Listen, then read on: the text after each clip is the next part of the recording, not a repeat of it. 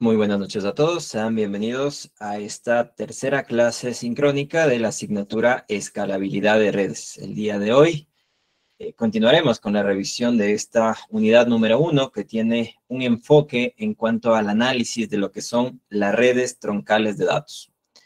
Para la clase del día de hoy tenemos preparado el análisis de los diferentes tipos de redes backbone que podemos llegar a configurar. Antes de pasar a los contenidos, me gustaría realizar un recordatorio de varias de las actividades que tenemos programadas, ¿sí? Recordemos que, pues, ya teníamos algunas actividades, por ejemplo, el foro culminó la semana anterior, ¿no es cierto? Y ustedes ya pueden revisar su calificación, ¿sí? Adicionalmente, también teníamos la parte de la configuración de los grupos. De acuerdo al listado que estuvo en el enlace, esos grupos también ya se encuentran configurados.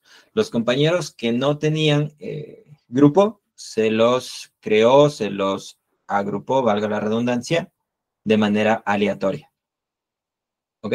Entonces, de pronto revisen esa configuración de los grupos con la particularidad de que no pertenezcan a dos grupos de manera simultánea, porque si no, no les va a permitir subir la tarea. ¿Sí? Entonces, con todo, revísenlo en el aula virtual. Por otro lado, también teníamos la presentación del taller número 1. Ya esas indicaciones las dimos la semana anterior, pero por ahí me parece que hace falta profundizar o ampliar la explicación de algunos puntos, de algunos ejercicios, que hoy vamos a dejar los últimos 15 o 20 minutos para explicarlos de mejor manera, ¿sí? O si tienen alguna duda adicional que quieran que en este momento pues la abordemos, no hay ningún problema. Taller está Erika. Erika, ¿tiene levantada su mano?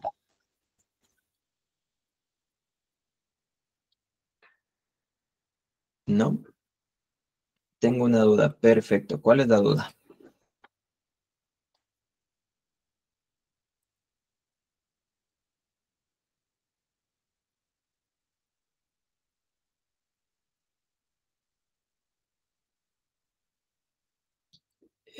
Si puede activar su micrófono sería ideal. Exacto, sí. Me avisa. No hay problema. Mientras se va cambiando de conexión, como lo pone ahí, pues nos comunica la duda para ver si es una duda general y la podemos ir solucionando en este punto. Quería preguntarles si recuerdan cuál es la fecha máxima de presentación del taller número 1.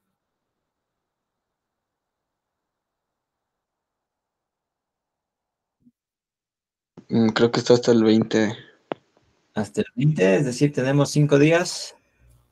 24 es ingeniero. 24, ¿no? Todavía tenemos un poquito más de tiempo como para poder ir coordinando, que en este punto ya deberían haber fijado, establecido cómo se van a organizar. Sí, es hasta el 24. Tenemos tiempo suficiente como para poder resolver ese primer taller. ¿Ok? Y adelantemos. Erika, ¿tiene una consulta? Sí, ingeniero, buenas noches. Disculpe que antes no podía responder. En el taller usted tiene una que hay que poner en el Drive las actividades, es decir, la plantilla con el tema que nos toca y con el ejercicio, perdón, y con el video de cada participante del grupo. Entonces, lo que yo quiero saber es que si aparte de la plantilla del PowerPoint donde van los ejercicios, también tiene que ir ¿cómo se llama? Un informe final con todo lo que es la información de la actividad. Ya, informes adicionales, no.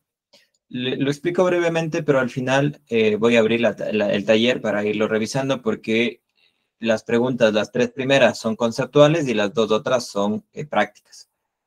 Lo que se debería incluir en su carpeta es las diapositivas y el video. Un archivo de PPT, si utilizaron PowerPoint, y el video. Y el otro compañero que, por ejemplo, le tocó la práctica, pues el archivo packettracer.pkt, ¿no es cierto? El archivo de la práctica y el video. En el documento hay una pregunta que es la 3, que tienen que elaborar preguntas. Es lo único que se va a añadir al documento. Del resto, no hace falta generar informes. Si tenemos los ejercicios prácticos, tampoco voy a elaborar diapositivas de esos ejercicios prácticos, porque para ello está el video. ¿Sí? No hace falta informes, por lo tanto.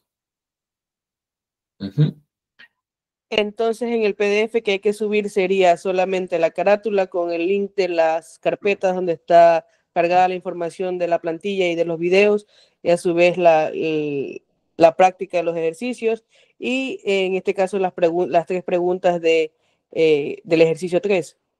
Correcto, Erika. El documento va a tener la carátula con sus nombres, el enlace, un solo enlace que me lleva a cada una de sus carpetas y las 3 preguntas. Nada más. Listo, ingeniero. Y también adicional hay dice que tiene que ser de 5 a 8 minutos la intervención de cada estudiante. Y en la práctica no se van ese tiempo. Exacto. Entonces, ¿cómo sería ahí? En los tiempos máximos no hay problema. Es decir, si nos demoramos más de 8, inclusive nos podemos llegar a demorar el doble, incluso rondando los 20 minutos o un poquito más. No va a bajar mi nota porque me pasé del tiempo, ¿no? Porque estoy haciendo la práctica. Pero lo que sí se va a tener muy en cuenta es el tiempo mínimo. Es decir, esas exposiciones que sean menos de 5 minutos, no creo que nadie lo logre hacer en menos de 5 minutos, o no creo que se explique lo suficiente que alguien lo podrá hacer en menos de 5. No creo que se explique de manera adecuada en menos de 5 minutos cada uno de los temas o cada uno de los ejercicios. Entonces, el tiempo límite sí está fijo, ahí sí van a tener afectación a la calificación, pero en el tiempo máximo no hay problema si nos extendemos inclusive hasta los 20 minutos para realizar esos ejercicios. ¿Sí? Listo, ingeniero. Muchas gracias. Esas eran mis dudas. Perfecto. Con todo, vamos a dejar los últimos 15 minutitos para revisar los ejercicios. A lo mejor yo les puedo explicar algunas cosas que me preguntó el otro curso y ahí vamos dejándolo todo claro para que en estos días que es feriado, que lo ideal sería descansar, pero también podemos aprovechar este tiempo para organizar y dejar ya las tareas que mejor cumplidas, ¿no? Y ganar tiempo, que es lo que a veces nos falta. Entonces, eso por la parte de indicaciones. Quisiera también adelantarme esto, aprovechando el momento, a las próximas actividades. En la semana 6, en la semana 6 tenemos la presentación del trabajo práctico experimental. La próxima semana ustedes ya podrán ver qué actividades están programadas, ¿sí? Y en la semana 7 tenemos la rendición de lo que es el test 1. El test 1 involucra los contenidos de la unidad 1 y los contenidos de la unidad 2. ¿Ok? Y en esa misma semana 7, tendremos la presentación del componente práctico experimental, que son 15 puntos directos. Ojo, son 15 puntos directos al promedio y es la primera parte del componente práctico del examen. Sí, entonces para que vayamos ya un poco organizándonos nuestro tiempo, aunque esto lo tienen en la guía del estudiante, pero les hago acuerdo, ¿sí? Les hago acuerdo para que ya pues puedan gestionar, coordinar, organizarse y estemos bastante pendientes, ¿sí? Y ahora sí pasemos a la parte de contenidos. El día de hoy vamos a ver los tipos de sistemas distribuidos, pero también vamos a recordar y vamos a ampliar 3 puntos importantes fundamentales de lo que fue la semana anterior. Entonces, de momento simplemente hagamos una pequeña introducción al tema, pero lo que me gustaría es, de pronto, si alguien de sus compañeros nos gusta recordar qué fue lo que vimos la semana pasada. Un resumen de los puntos importantes de lo que fue la semana pasada.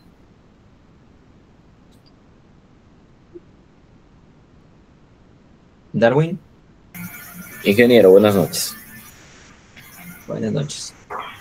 Bueno, lo que se vio la semana pasada es lo que era la importancia de las redes troncales. Entre ellos tenemos lo que era la escalabilidad, y así mismo las funciones de cada una de ellas. Lo que era la agregación de tráfico, distribución de datos, interoperabilidad de los protocolos.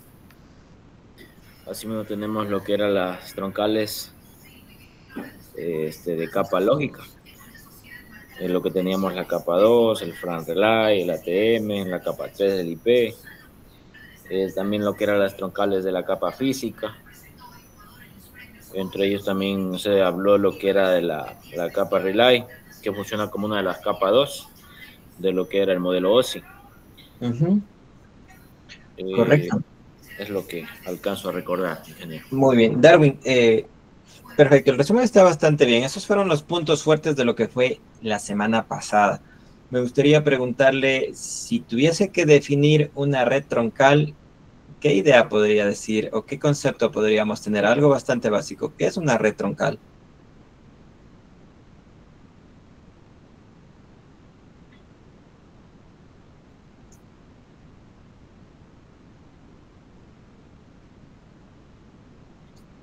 ¿Alguna idea, Ernesto?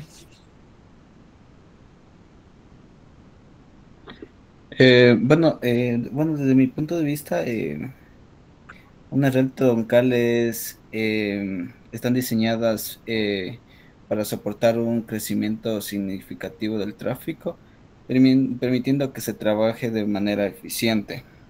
También teníamos entendido que la parte de troncalidad era un tráfico de diferentes servicios, ¿ya?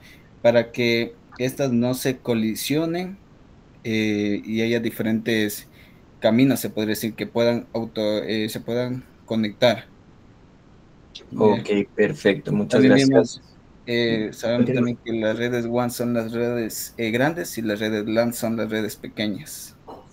Exactamente, ¿no? Las redes WAN, esas redes amplias que pueden conectar diferentes ciudades, y las redes LAN, pues las redes locales, como la red de nuestra casa, ¿sí? A los dos compañeros que participaron en un inicio, me envían un correo para asignarles un punto adicional al test número 1, ¿sí? Por ser los primeros en participar, pues no se olviden de enviarme un correo, yo ya los tengo registrados, pero que quede constancia de que se les ha asignado un punto. Y más adelante habrán más preguntas, así que estén atentos. Pero Patricio también tiene aquí un comentario. Saludos, ingeniero, saludos a todos. Sí, siguiendo con que es el compañero, ¿no? Bueno, una red troncal era como, podemos definirla como una infraestructura, ¿no? También se habló de un ejemplo, por ejemplo, era una red bancaria. Una red bancaria tiene muchas sedes, ¿no? En diferentes ciudades, inclusive algunas son hasta internacionales, ¿no? Entonces, este tipo como el banco, sería una red troncal para poder interconectar todas las redes que tienen cada sede. Las redes individuales entrarían a la red troncal, que es la que ayuda a que todo esté unido, ¿no? Los segmentos más pequeños que vendrían a ser la sede. Ya, exacto. Muchas gracias, Patricio.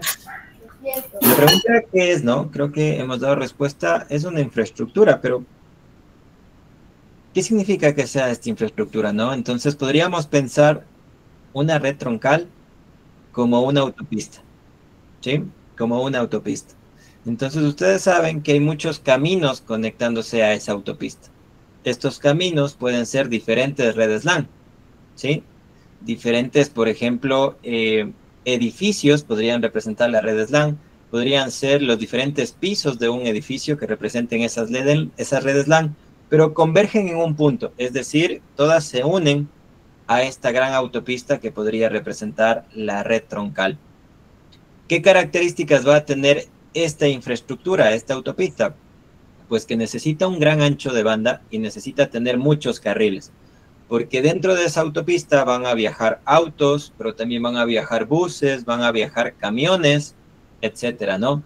Que esto lo que representa viene a ser el diferente tráfico que podemos tener en el backbone o en la red troncal, ¿no es cierto? Podríamos tener datos, podríamos tener voz, podríamos tener video. Claro, el video es mucho más pesado que el resto de tipos de datos, ¿no es cierto? Entonces, lo ideal es que como muchos caminos aportan con mucho tráfico, porque hay muchos usuarios subiendo y consumiendo recursos, esos recursos viajen a través de una red troncal, es decir, a través de una autopista, ¿sí? Entonces, la semana anterior trabajamos con redes WAN, hoy vamos a trabajar con un establecimiento de un enlace troncal para redes LAN, y que estas redes LAN trabajan en su gran mayoría con el protocolo IP, ¿sí? Que es pues, el protocolo a día de hoy que la mayoría de dispositivos utiliza. Tanto las redes backbone como el protocolo IP están muy relacionadas, ¿sí? En el esquema de direccionamiento y en el enrutamiento, que es lo que nos permite que los datos viajen a través de esta red, ¿no es cierto? Por supuesto, esta red backbone van a tener altas capacidades, las cuales las logramos principalmente con fibra óptica. Y dentro de la fibra óptica también se pueden utilizar técnicas para mejorar el envío de esos datos, ¿sí? Que es algo que lo vamos a ver más adelante. Pero ya vemos que esta gran autopista, el medio físico que me permite que este tráfico en la red pueda viajar a grandes velocidades y teniendo varios carriles, es la fibra óptica. ¿Okay? Ahora, hay varias tecnologías dentro de la fibra óptica, ¿no es cierto? Por ejemplo, SDH, bueno, el estándar SDH es a nivel general para el manejo de la fibra óptica, y el estándar SONET, pues, es más utilizado en Norteamérica. Son los pilares de las redes de telecomunicaciones modernas. Nos dicen qué parámetros tener en cuenta, qué políticas, qué normativas se debe seguir en una infraestructura que tenga, por ejemplo, pues fibra óptica monomodo, ¿sí?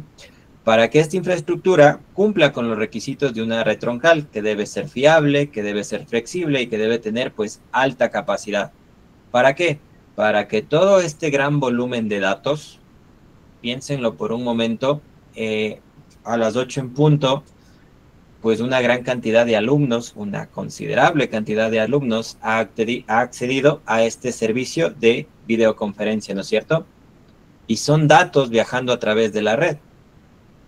Entonces, estos datos, por ejemplo, de Milán están saliendo hasta un punto de conexión, pero de ahí necesitarán un enlace troncal para que puedan viajar todos estos datos hacia un servidor, ¿sí? Entonces, estamos hablando de grandes cantidades de datos que viajan a través de Internet y a su vez también a través de redes troncales, ¿no es cierto? Muy bien. Ahí podemos ver o podremos visualizar de mejor manera las velocidades y las capacidades de las que estamos hablando cuando trabajamos generalmente, por ejemplo, con SDH y SONET en fibra óptica.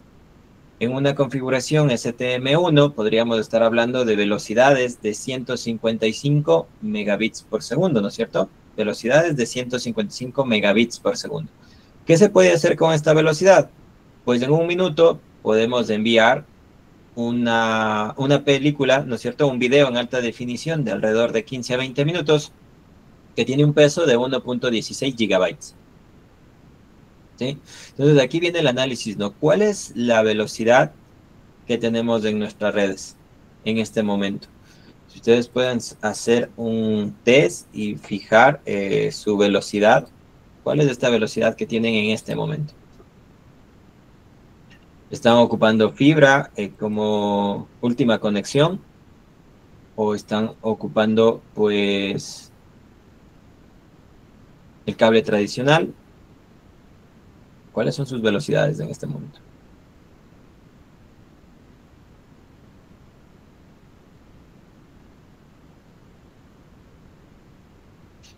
¿Opiniones? ¿Están ejecutando el test de velocidad?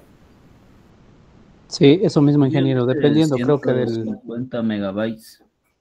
150 megabits por segundo, ¿no? 250. Hay la importancia del paquete de datos que tenga, que haya contratado también.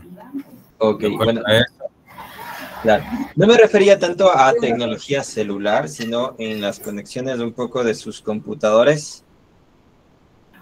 Es exacto, por lo que hay paquetes que, por ejemplo, depende del tipo de contrato que haya adquirido, la velocidad de las megas varía de acuerdo al costo. Entonces, exactamente, claro. Si queremos mayor velocidad, pues estamos condicionados a pagar costos más elevados, ¿no? Pero, ingeniero, ahí tengo una duda nosotros, ¿no es cierto? Cuando nosotros conectamos directamente, así sea una conexión de fibra óptica, bueno, en Cuenca hacen así, no sé si en las demás ciudades, pero siempre conectan de 1 a 3, de 1 a 4, de 1 a 8, o sea, conectando de la misma línea. Y en este caso, pónganse, en el mío es de 1 a 8, aquí en donde vivo yo. La subida, yo contraté un plan de 200. Y de descarga me pone 96.69 y de subida es de 185.85. Que la verdad de noche ni llega a eso. Ahora no sé cómo será un milagro que se hace. Ahí está la trampa, ¿no? Esto comentábamos con el otro curso de lo que hacen los proveedores de servicios de Internet. Esa medida que nos dan de velocidad de conexión es repartida. Sí, entonces no es que yo voy a tener los 200 megabits por segundo solo para mí, sino que incluso está repartida para los usuarios del barrio, del sector. También ese restante que me queda también se reparte para los usuarios que tengo dentro del hogar. ¿Sí? Entonces, la conexión real no es tanto el paquete que ustedes instalaron, sino la que les marca en sus dispositivos cuando ustedes hacen un test, que por lo general tratemos de hacerlo a un servidor cercano, ¿no? Porque esos test pueden hacerlo inclusive a otro país, pero ahí les va a reflejar otros valores. ¿Ok? Entonces, esa es un poco la trampa. Esas velocidades o esos anchos de banda son compartidos. Por eso decía, a veces nosotros noche nos conectamos para ver una película, digamos. Y la película empieza a cortarse, ta. Exacto. Ingeniero, una consulta. Lo que sucede, a mí me pasó así, mire, yo trabajo para la policía y yo estuve hecho cargo de un contrato del Grupo de Intervención y Rescate Guayas. Entonces ahí yo aprendí, pues no, le digo al proveedor de Telconnect, me va a dar de 1 a 1 o de 1 a varios, porque ellos dicen te voy a dar 500 megas por tanto valor. Pero el internet era malísimo y no cargaba para lo que nosotros necesitábamos. Entonces ahí alguien me explicó que ellos me daban por decir los 500, pero era para todo el sector. Entonces yo le dije, usted me está dando de 1 a varios y yo no le puedo pagar el dinero que ustedes me quieren cobrar. Ahí él se hizo el loco, en verdad. Sí, ahí lo que hacen es que va a seguir siendo 1 a varios. Lo que hacen es, del usuario que a lo mejor no se queja de su velocidad de internet, le reducen las prioridades o le limitan los megas a ese usuario que tiene problemas de internet, pero no llama y no pone la queja. Entonces, le pueden llegar a limitar o ven que en un hogar hay una parejita de ancianos que a lo mejor con 20 megas pueden estar en redes sociales, tienen poca interacción, les limitan y le aumentan al usuario que se quejó. Eso es un poco de lo que pueden hacer, pero de ahí en realidad es el servicio que hemos contratado, por lo general es 1 a varios.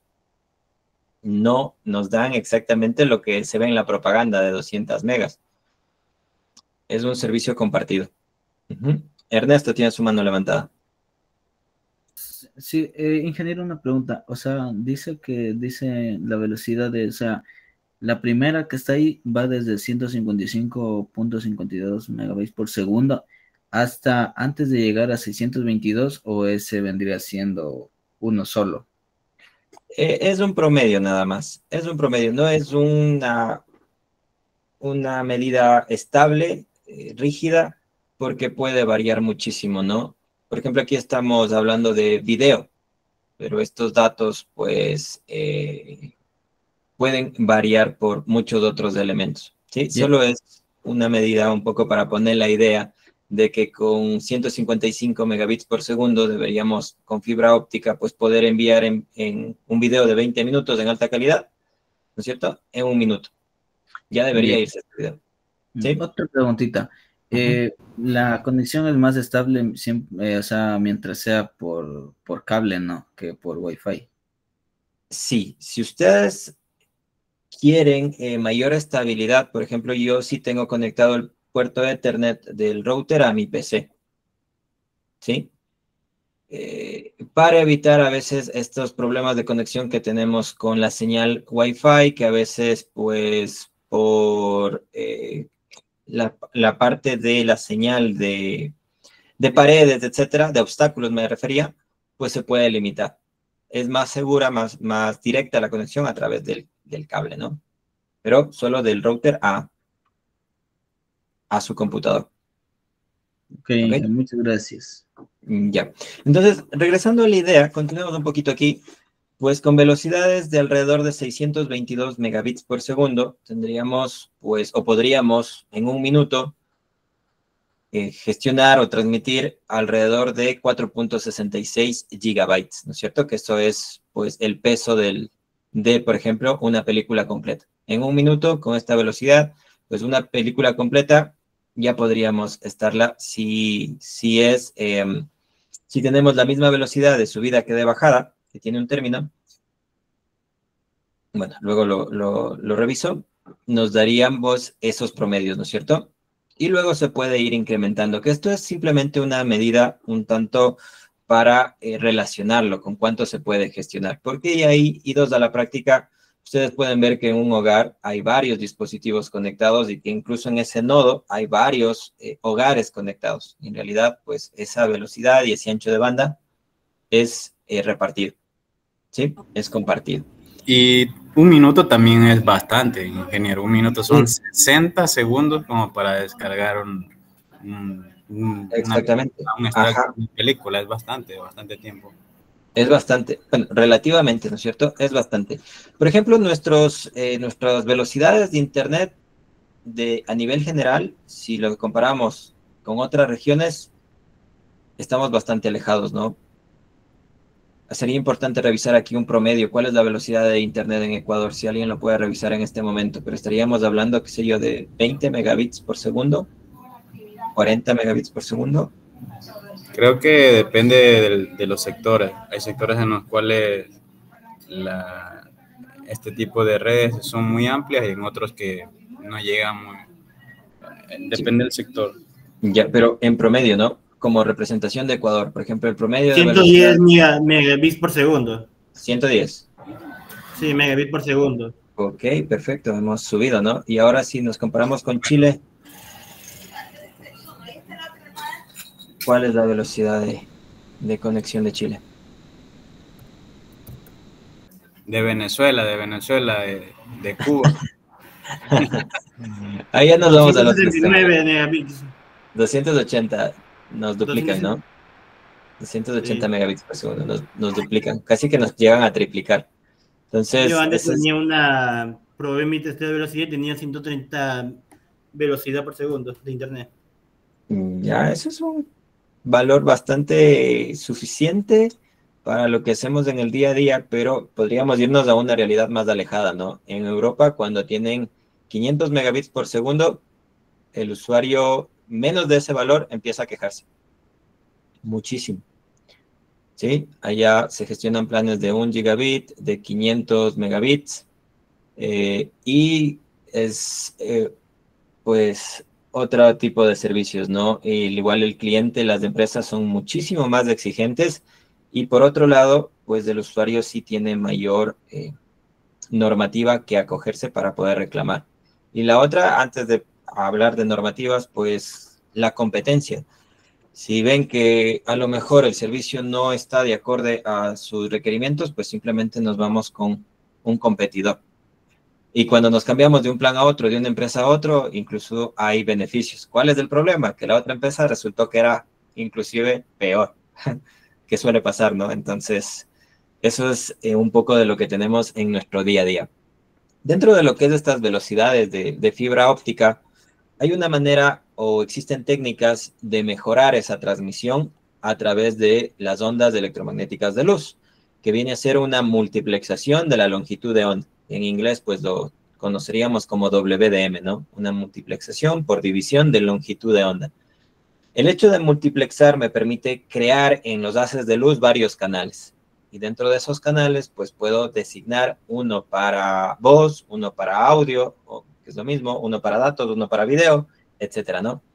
Entonces, de esa manera, con mayor cantidad de carriles, puedo ser más eficiente o puedo volverle más eficiente la transmisión. Que dentro de WM también vamos a encontrar técnicas como CWDM y DWDM, pero eso ustedes lo van a consultar y van a profundizar con mayor detalle en sus exposiciones. ¿Ok? Y en este punto, pues, la semana anterior trabajamos con Frame Relay y el día de hoy, pues, vamos a trabajar con IP.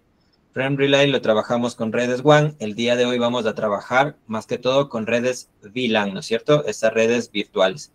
En el aula virtual, en la parte de recursos complementarios de esta semana 3, ustedes van a encontrar el archivo de la práctica. Pasen a descargarlo, yo también ya lo abro y empezamos a configurar simplemente un enlace troncal para redes VLAN.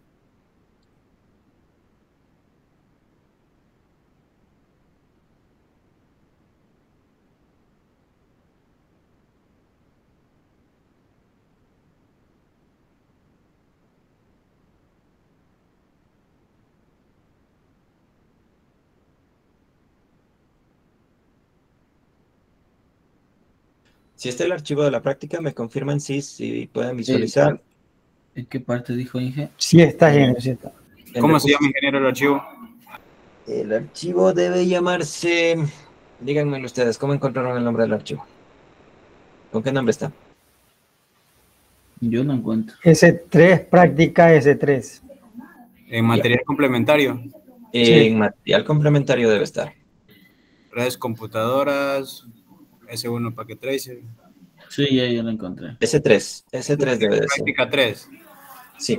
Sí está, aparte. Entonces, hoy vamos a recordar algunos conceptos que ustedes ya manejaron en la parte de VLANs y también vamos a establecer un enlace troncal para las VLANs, ¿no? Simplemente por recordar y ampliar un tanto este tema. Les va a aparecer así, aquí simplemente pues fijamos nuestros nombres y esta viene a ser las indicaciones del desarrollo de la práctica. Si le damos en Doc, esto se va a quedar fijo ahí para poder ir viendo las conexiones de los dispositivos, la topología y también pues las configuraciones lógicas, es decir, el direccionamiento. ¿Sí? Aquí tenemos un indicador de cuánto vamos completando de la práctica y muchos ejercicios de este tipo pues los iremos resolviendo en el día a día. Voy a activar mi cámara. Entonces, analicemos la topología, que es algo bastante frecuente de lo que solemos tener. Podríamos decir que esto es, en los dispositivos de la izquierda representan las conexiones de un edificio y los dispositivos de la izquierda, de la derecha, perdón, representan otro edificio. O a su vez podríamos decir que simplemente son dos pisos diferentes. ¿Sí? Ahora, no necesariamente, pues, cuando tenemos un mayor incremento de usuarios de dispositivos, vamos a adquirir más switch o vamos a adquirir más routers, más cables y vamos a hacer las instalaciones físicas. Esto no es lo ideal, ¿no es cierto? ¿Qué es lo ideal? Pues crear VLANs. ¿Qué son VLANs? Pues son redes virtuales, redes lógicas, que lo que me permiten es segmentar la red. Cuando tengo un mayor crecimiento de mis usuarios o de los dispositivos dentro de la red, yo puedo ir creando grupos de acuerdo a las funcionalidades que cada uno de esos usuarios cumple y gestionar la red. ¿Sí? Es decir, por ejemplo, aquí en este switch, ¿no es cierto?, que tiene una conexión física a través de la interfaz Fast Ethernet 011, tenemos esta PC. Pero esta PC en realidad es simplemente representativa. Aquí a través de esta interfaz podríamos tener conectado una gran cantidad de dispositivos, que es lo normal a día de hoy, ¿sí?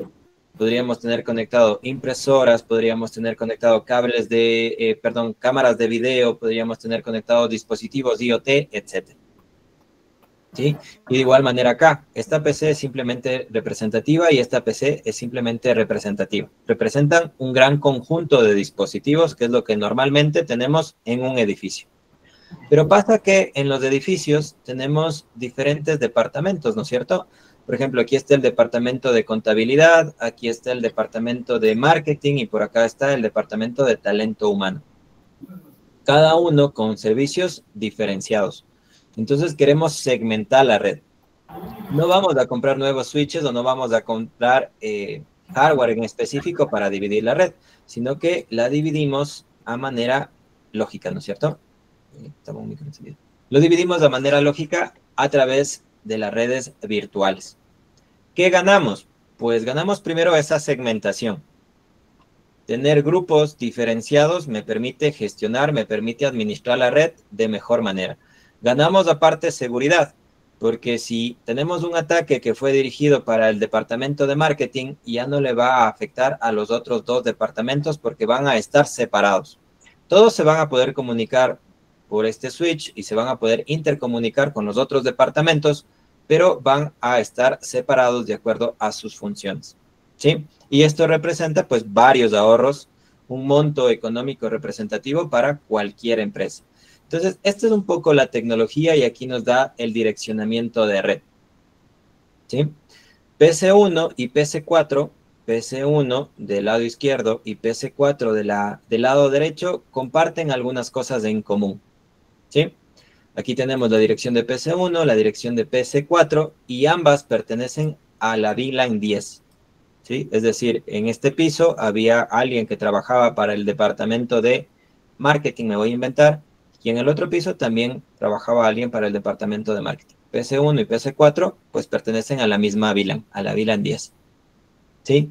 PC2 y PC5 pertenecen a la VLAN 20, PC2 y PC5 pertenecen a la VLAN 20, y PC3 y PC6 pertenecen a la VLAN 30, ¿ok? Pero no nos compete mucho el análisis de VLAN, pero es parte del problema. Estos dispositivos o los usuarios dentro de la VLAN van a irse incrementando. Entonces, generalmente lo que ocurre, ¿no? En una empresa. Entonces, cada uno de estos dispositivos va a ir agregando tráfico a la red. Ese tráfico va a llegar al switch y es el switch el cual funciona como un semáforo para poder gestionar ese tráfico, ¿sí? Pero este tráfico converge en este punto. Entonces, entre switch 2, switch 1 y switch 3, que también recibe el tráfico por esta parte, necesitamos un enlace un tanto especial, con características especiales. Por ejemplo, aquí consume mucho video, envía mucho video, por aquí consumen mucha voz, envía mucha voz y aquí datos, ¿sí? Entonces necesitamos que este enlace sea, ¿qué necesitaríamos aquí en este enlace? ¿Cómo debería ser este enlace?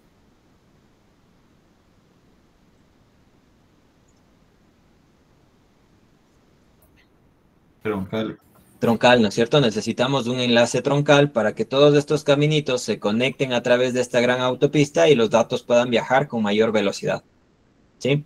Por eso aquí se conectan en los puertos también en el switch, ¿no? En los puertos Fast Ethernet, que tienen velocidades de 1 megabit por segundo, 10 megabit por segundo, pero acá estamos hablando de puertos Gigabit Ethernet, de 1 gigabit por segundo hasta 10 gigabit por segundo, inclusive más, dependiendo de la tecnología de los switches, ¿no es cierto? Pero necesitamos crear este enlace troncal para que todos estos datos puedan viajar de aquí a acá y puedan llegar a las PC, bueno, la red se pueda intercomunicar. Y eso es precisamente el objetivo de la práctica, crear ese enlace troncal, ¿sí? Esto un poco de lo que hemos conversado les comenta aquí y vamos viendo los pasos de la práctica, ¿sí? En primer lugar nos van a pedir verificar las VLANs y para ello hay varios comandos que nos permiten revisar esas configuraciones de las VLAN. Entonces, en el switch 1 nos pide ejecutar este comando y nos dice que revisemos que hay 10 VLANs creadas en total. Entonces, vamos al switch 1, ¿no es cierto? Vamos al switch 1. En Enable. No sé si abrí. Configure Terminal. No. Simplemente en el modo de configuración privilegiado. ¿De pronto alguien recuerda qué comando les permitía revisar las VLANs creadas?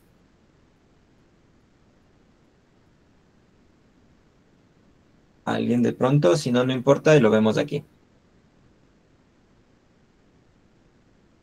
¿No?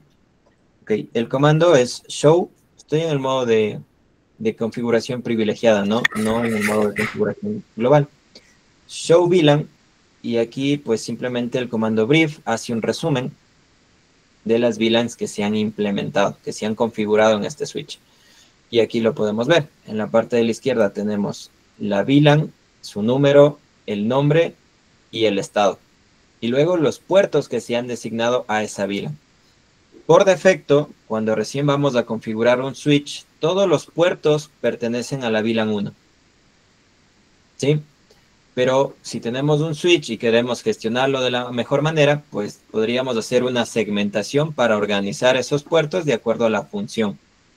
Aparte que esto, para cualquier persona que quiera pues atentar o quiera realizar un ataque a la empresa, si no se realizó este cambio de cambiar estos puertos, este cambio de modificar estos puertos, de que todos estén por defecto a la VLAN 1, podríamos estar dejando una puerta de acceso para un ataque, ¿no?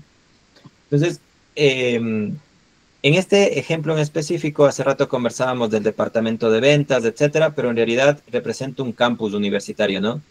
Entonces, la VLAN 10 está creado para el personal de la facultad.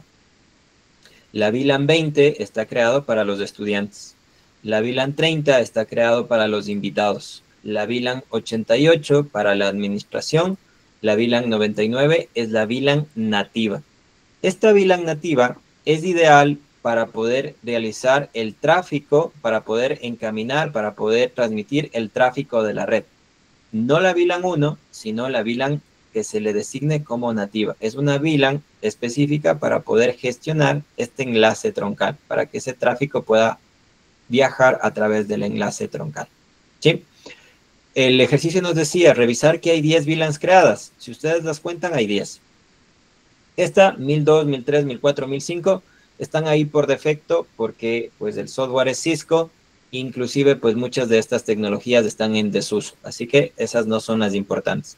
Sino que, por ejemplo, ¿qué nomás necesitamos segmentar en una red LAN? Que ya va adquiriendo pues varias funciones. Ahí podemos ver un ejemplo y la manera en cómo la podemos segmentar es de manera lógica utilizando VLANs. ¿Ok? Entonces, esa es una primera parte. Con el comando show VLAN brief, ustedes pueden ver, pueden revisar qué VLANs nomás se ha creado y también podríamos ver qué puertos se les han designado. De momento, todos pertenecen por defecto al puerto 1, o a la VLAN 1, mejor dicho, a la VLAN 1. En Switch 2 y Switch 3 vamos a visualizar y verificar que todas las VLAN estén configuradas y asignadas a los puertos de Switch correcto, en el Switch 2 y en el Switch 3. Entonces, por ejemplo, la VLAN 10 se está comunicando a través de este puerto, del Fast Ethernet 011. ¿Sí? La VLAN 20 se está comunicando a través de este puerto, del Fast Ethernet 018, y la VLAN 30 se está comunicando a través del puerto Fast Ethernet 06.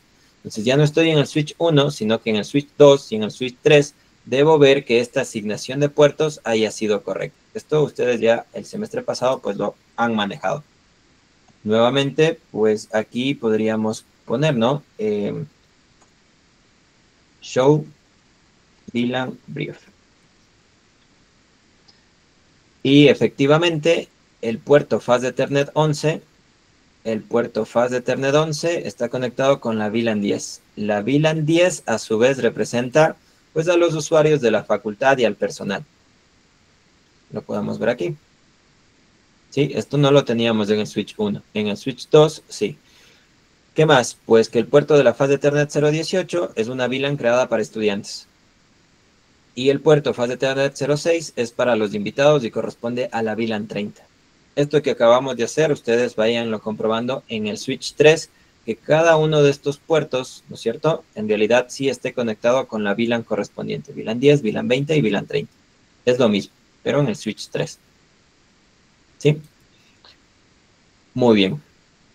Entonces, lo ideal en una red, por lo general, cuando instalamos Switch, es que si dos dispositivos ya pertenecen a una misma dirección de red, se puedan intercomunicar. Sin embargo, aquí eso no ocurre.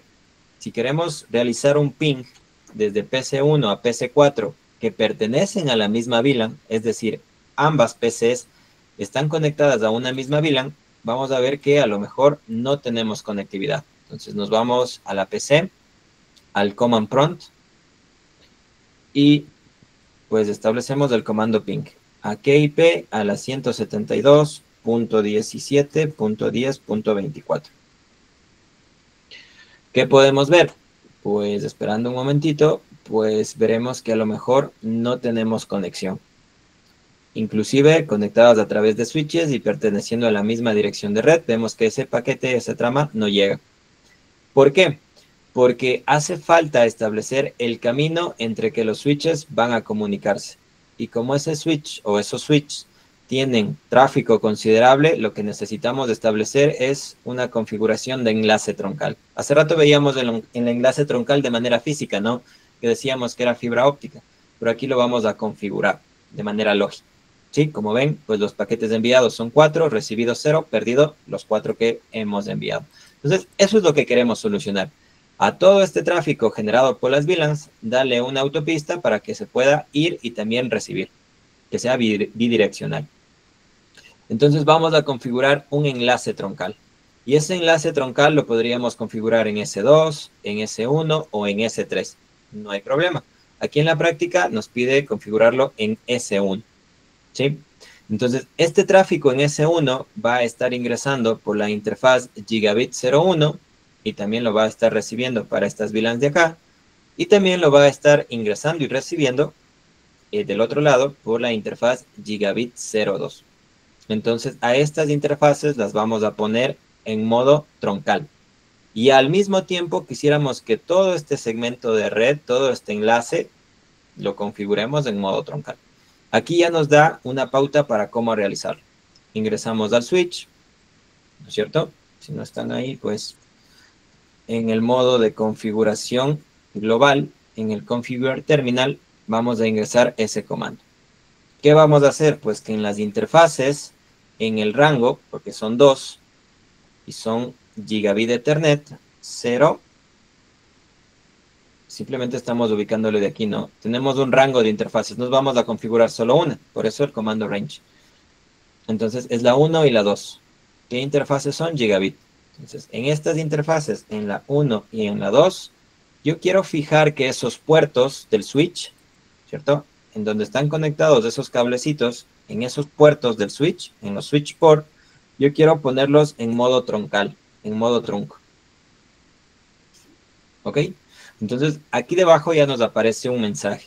Vemos cómo esa interfaz, la 01, ha cambiado su estado a activo o encendido o elevado.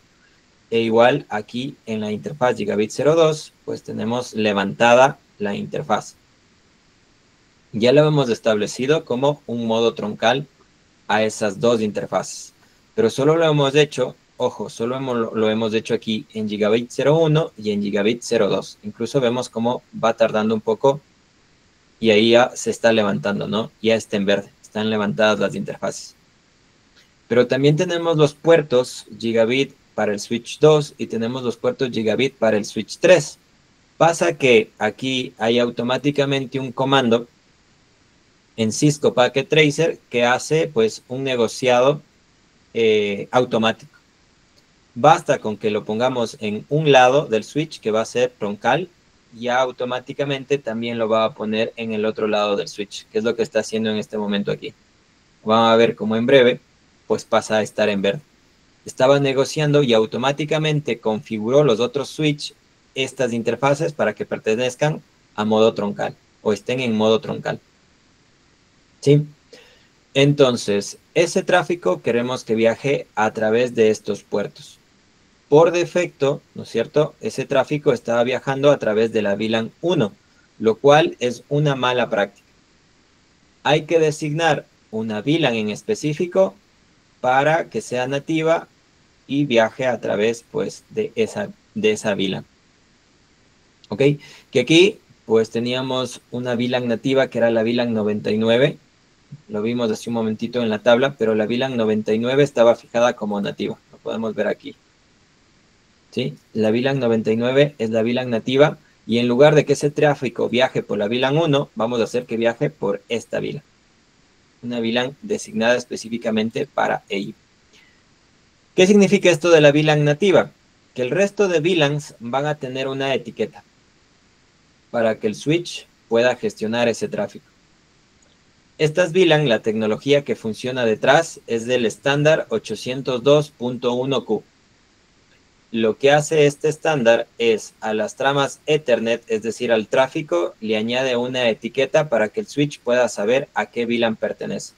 Sin embargo, en esta VLAN nativa no tenemos esa etiqueta, porque simplemente queremos que el tráfico viaje de un extremo a otro. Entonces, hagámoslo eso. En el switch 1 vamos también a configurar como VLAN nativa la VLAN 99. Vamos al switch 1 y aquí vamos a establecer esos comandos. En ambas interfaces, que todavía estamos en la Gigabit 01 y en la Gigabit 02, por eso aquí tengo config interfaz en el rango, vamos a establecer este comando, que los puertos del switch, ¿no es cierto?, troncales, los puertos del switch que son troncales, configuren su VLAN nativa en la VLAN 99. ¿Ok? Y ya lo tenemos. Que los puertos del switch configuren el enlace troncal en la VLAN nativa, es decir, en la VLAN 99.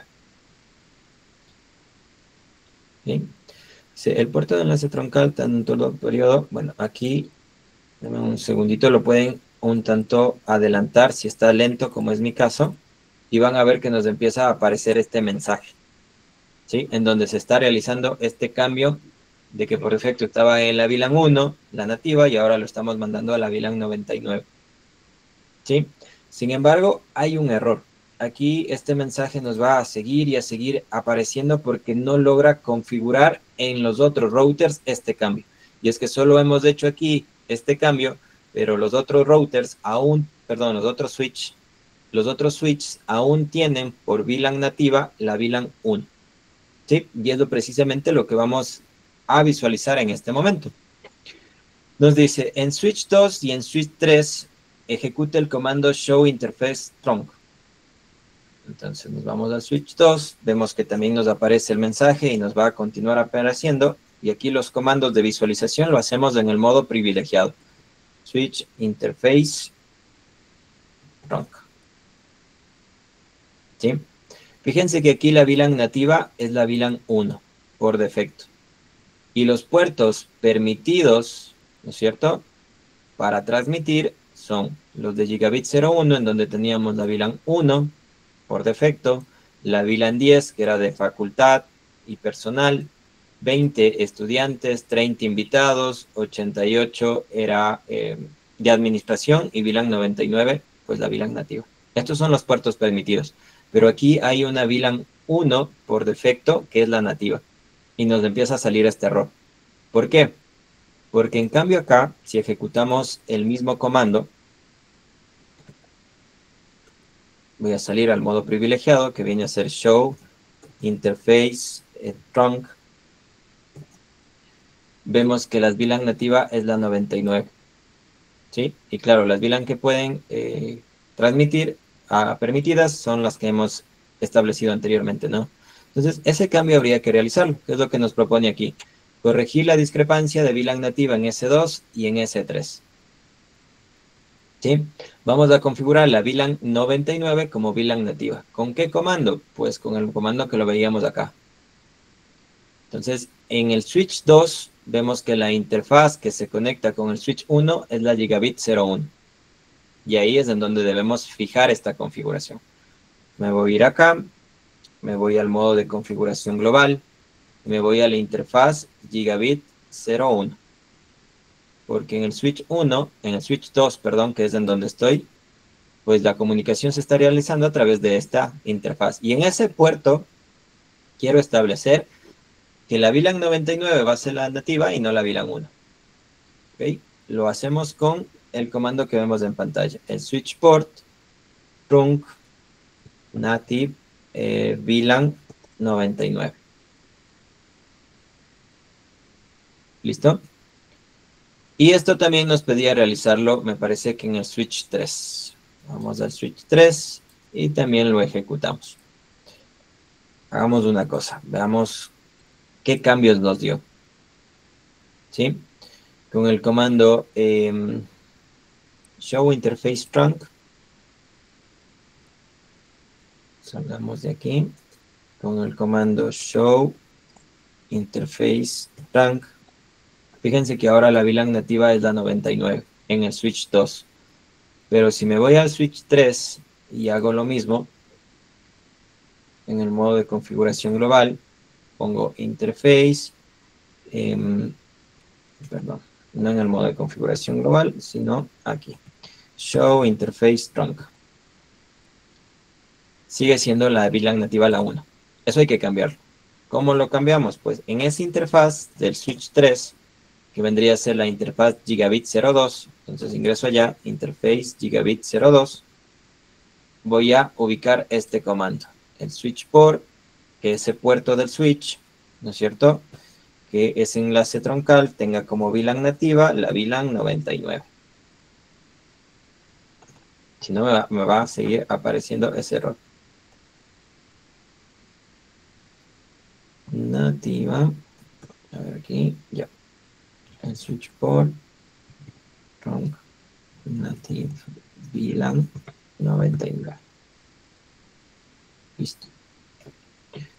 Ahora, los tres switches tienen como VLAN 99 la VLAN nativa y se han establecido como un enlace troncal.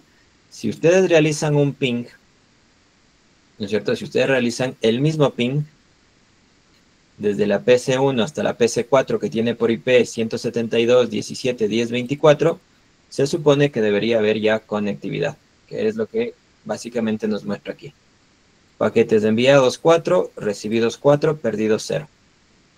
¿Sí? Porque ahora ya pues hemos fijado o establecido ese enlace troncal de manera lógica y puede haber intercomunicación entre la red.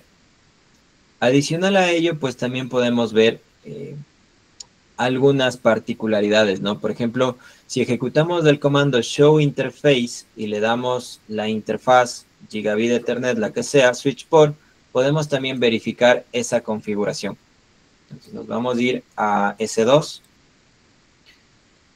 y vamos a ubicar ese comando. Nos dice show interface. ¿Qué interfaz estaba trabajando aquí?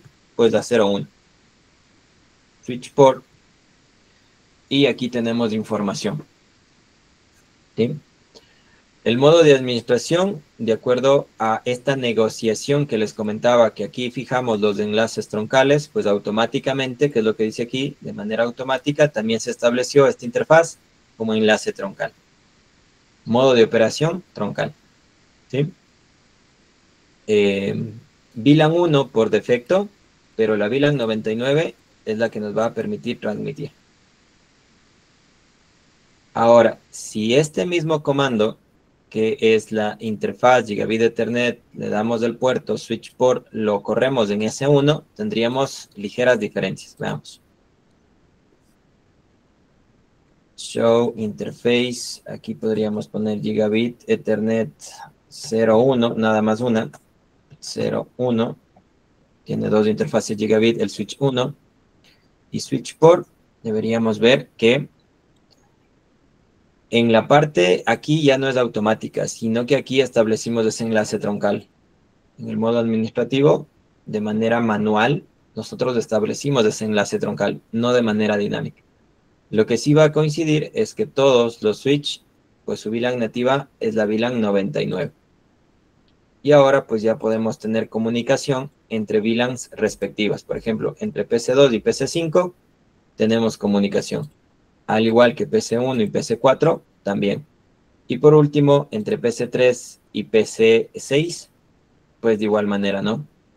Pero si nos queremos intercomunicar entre diferentes VLANs, inclusive aquí, ya fallaría. Y por ejemplo, de PC2 a PC6, pues de igual manera, porque son VLANs diferentes. ¿Ok? Muy bien, entonces esta ha sido una práctica bastante sencilla, más que todo para, de manera lógica, revisar esos enlaces troncales y también trabajar con, pues, el protocolo IP. Preguntas. ¿Qué preguntas tenemos de esta práctica? ¿Sí pudieron ir siguiendo la práctica mientras lo fuimos haciendo o hay alguna parte que quisieran que les repita? No se pudo seguir, ingeniero. No se pudo seguir. Muy rápido, ingeniero, no lo pude. ¿En qué parte se quedaron? Yo nomás puedo ver Yo al inicio. Porque no me está dejando loguearme con el... En la PC1. De la aplicación. Traté de ir bastante lento, pero eran de decirme que haga pausas. No hay problema si ustedes me dicen, porque yo, bueno... sí, intenté ir un poco despacio para que ustedes puedan ir viendo lo que vamos configurando, pero en otra pues me dicen en qué momento ya se van perdiendo y hacemos una pausa pequeña yo aprovecho para explicar y ustedes pues van digitando los comandos. No hay problema, ¿no? La clase está grabada. Luego van a hacer la práctica ustedes mismos porque de aquí van a salir varias preguntas. Varias preguntas. De todo lo que vayamos haciendo que corresponda a Packet Tracer, de ahí vamos a tener preguntas prácticas, ¿no? Del taller, de las clases, de la parte de componente experimental, etc. Inge, ¿eso sería para el test 1? Para el test 1 y para el examen. Yo me quedé apenas pude abrir la página, me pedía el correo electrónico y de ahí ya no puedo avanzar más. O sea, por eso no puedo seguir la práctica. Ah, ok. No se olviden que ya la semana anterior ya trabajamos con Packet Tracer. La semana anterior ya lo dejamos configurado la parte de correos, hicimos una práctica, incluso la práctica de la semana anterior era más extensa. No puedo, recién me conecto. Ok, no hay problema, con todo queda guardado, ¿no? Es una práctica bastante sencilla en donde tocamos el tema de las VLANs, que son muy importantes, que ustedes van a encontrar en cualquier configuración de red. Estas redes virtuales lógicas por los beneficios y las ventajas que tienen. Y de paso, pues también hemos configurado de manera lógica, más que todo, este enlace troncal, ¿sí? Que estaban intercomunicando VLANs debido al tráfico que se puede llegar a tener, pero que lo ideal es que estos enlaces troncales pues pertenezcan también a configuraciones de red mucho más complejas, ¿no? Sucursales de empresas, sucursales de entidades bancarias, sucursales, no, campus de universidades, como era el caso, todos inyectando ese tráfico y viajando a través de la red. ¿Ok? Bien, vamos a continuar, vamos a dirigirnos a las diapositivas nuevamente porque tenemos pendiente el tema de los tipos de redes troncales, que en realidad es una parte conceptual, pero que lo vamos a revisar a continuación. Me olvidaba un detalle. Hay unos tipos de redes que se llaman redes de nueva generación, que en realidad no son tan de nueva generación. Aparecen pues en los años 90, en el año 2000, pero es la denominación que actualmente se le tiene a las redes que utilizamos en el día a día. ¿Sí? Entonces, ¿qué significan estas redes de nueva generación? Pues simplemente son dispositivos como switch, router de mayores capacidades, enlaces físicos con técnicas del manejo de multiplexación, y a estos factores o a estas condiciones, a estas características, pues se los conoce como redes de nueva generación. ¿Ok? Estas redes de nueva generación pues permiten soportar todo este tráfico del que estamos hablando. Que si lo comparamos hace 10 años o hace 5, imposible que sea como el tráfico que estamos teniendo ahora. Por ejemplo, la misma idea de demanda de videoconferencia, de streaming, hace 5 años era totalmente inferior a lo que tenemos ahora. Yo creo que esto se dispara, ¿no es cierto?, muchísimo con la pandemia. Y empezamos a tener, pues, este gran movimiento de tráfico de video en tiempo real y las redes deben soportarlo. ¿Sí? Si no, pues ya vemos las molestias que puede llegar a darse y los fallos que podemos tener en la red. A este tipo de redes que tienen un mayor manejo de este tipo de tráfico se lo conoce como redes de nueva generación. Sin embargo, aquí hay un protocolo muy importante que me gustaría que lo analicemos. Es el protocolo de inicio de sesión conocido como protocolo SIP, que siempre que conectamos a algún servicio, cuando nos conectamos, por ejemplo, con Google Drive, porque queremos almacenar algún archivo, cuando nos conectamos, por ejemplo, a una videollamada, se gestiona un servicio que puede llegar a parecer imperceptible. Entonces, esta partecita la vamos a entender de mejor manera a través de un video, el cual en este momento pues les comparto. Prestemos atención.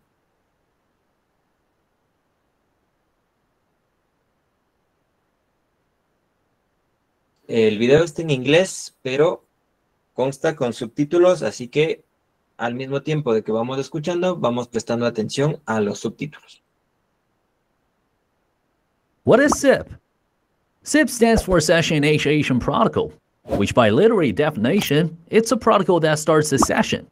And if we Google what is a session, we will find out that it refers to a communication session realized by exchanging media through an IP network. It's like text messages, audio and videos.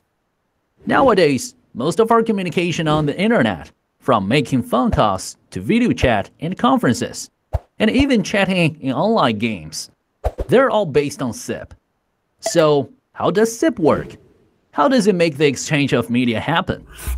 In this video, we will give you a quick explanation and try to make it as easy as possible. Alright, here we go. For starters, we will explain how does it initiate a communication. Let's take a SIP phone call as an example. If you need to call a colleague, you dial the number and your colleague's phone rings. You wait for a while, then your colleague answers the call, and you can talk. That's everything you can experience and may think this is the way it works. However, before you guys can really start a conversation, your phone must firstly talk to your colleague's phone to establish a communication session using a series of signals. Let's just break it down. So right after you dial the number, your phone actually sends an invitation through the SIP server to your colleague's phone that basically says, "Hey, my guy wants to talk to your guy. Is it okay?" Your colleague's phone will see the invitation, and if everything's okay, approve the request by sending back a message that says, "Sure, I agree. And now I'm raining. A guy should be here to answer ain't no time." Then, if your colleague hears the phone ring and answers it, your colleague's phone will send a notification. "Hey, my guy pick it up. They can speak. That you confirm." Your phone will then respond, "Okay, confirm. Let them speak." This way, the call is established, and you can start to talk. Starting from now, your conversation will be flowing between you and your colleague on the network as multimedia stream. When you finish and hang up the call, your phone will immediately send out a signal that says, "Okay, we're down. Good job. See you next time." And your colleague's phone will respond with another message. "You too. See ya." Now the call is over. This session is officially ended. This is how SIP initiates, control, and ends a session. It's realized by communication between participated devices. Now, let's get into the protocol part. What is the protocol and why do we need it to initiate the session?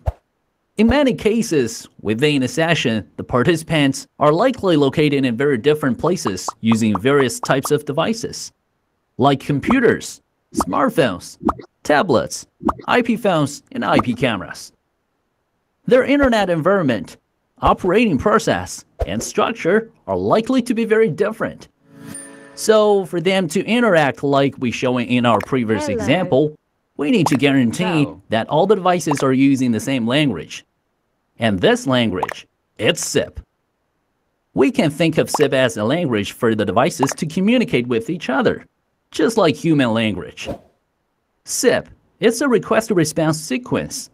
Every sentence and every word of it is standardized and globally acknowledged. That's why we call it a protocol. It's a root of procedure which is agreed upon by everybody. So this is SIP. It standardized the root of procedure for devices to initiate, control, and end a session on an IP network.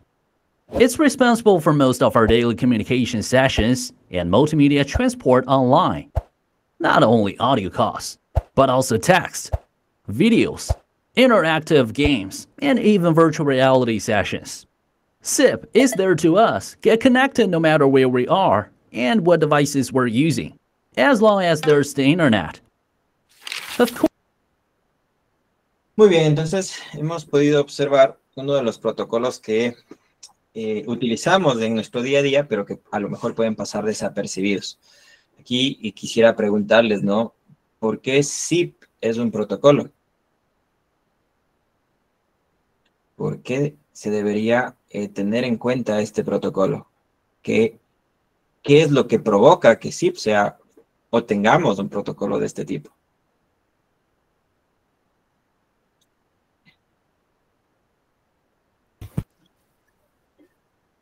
Profesor, más serviría para un protocolo de verificación.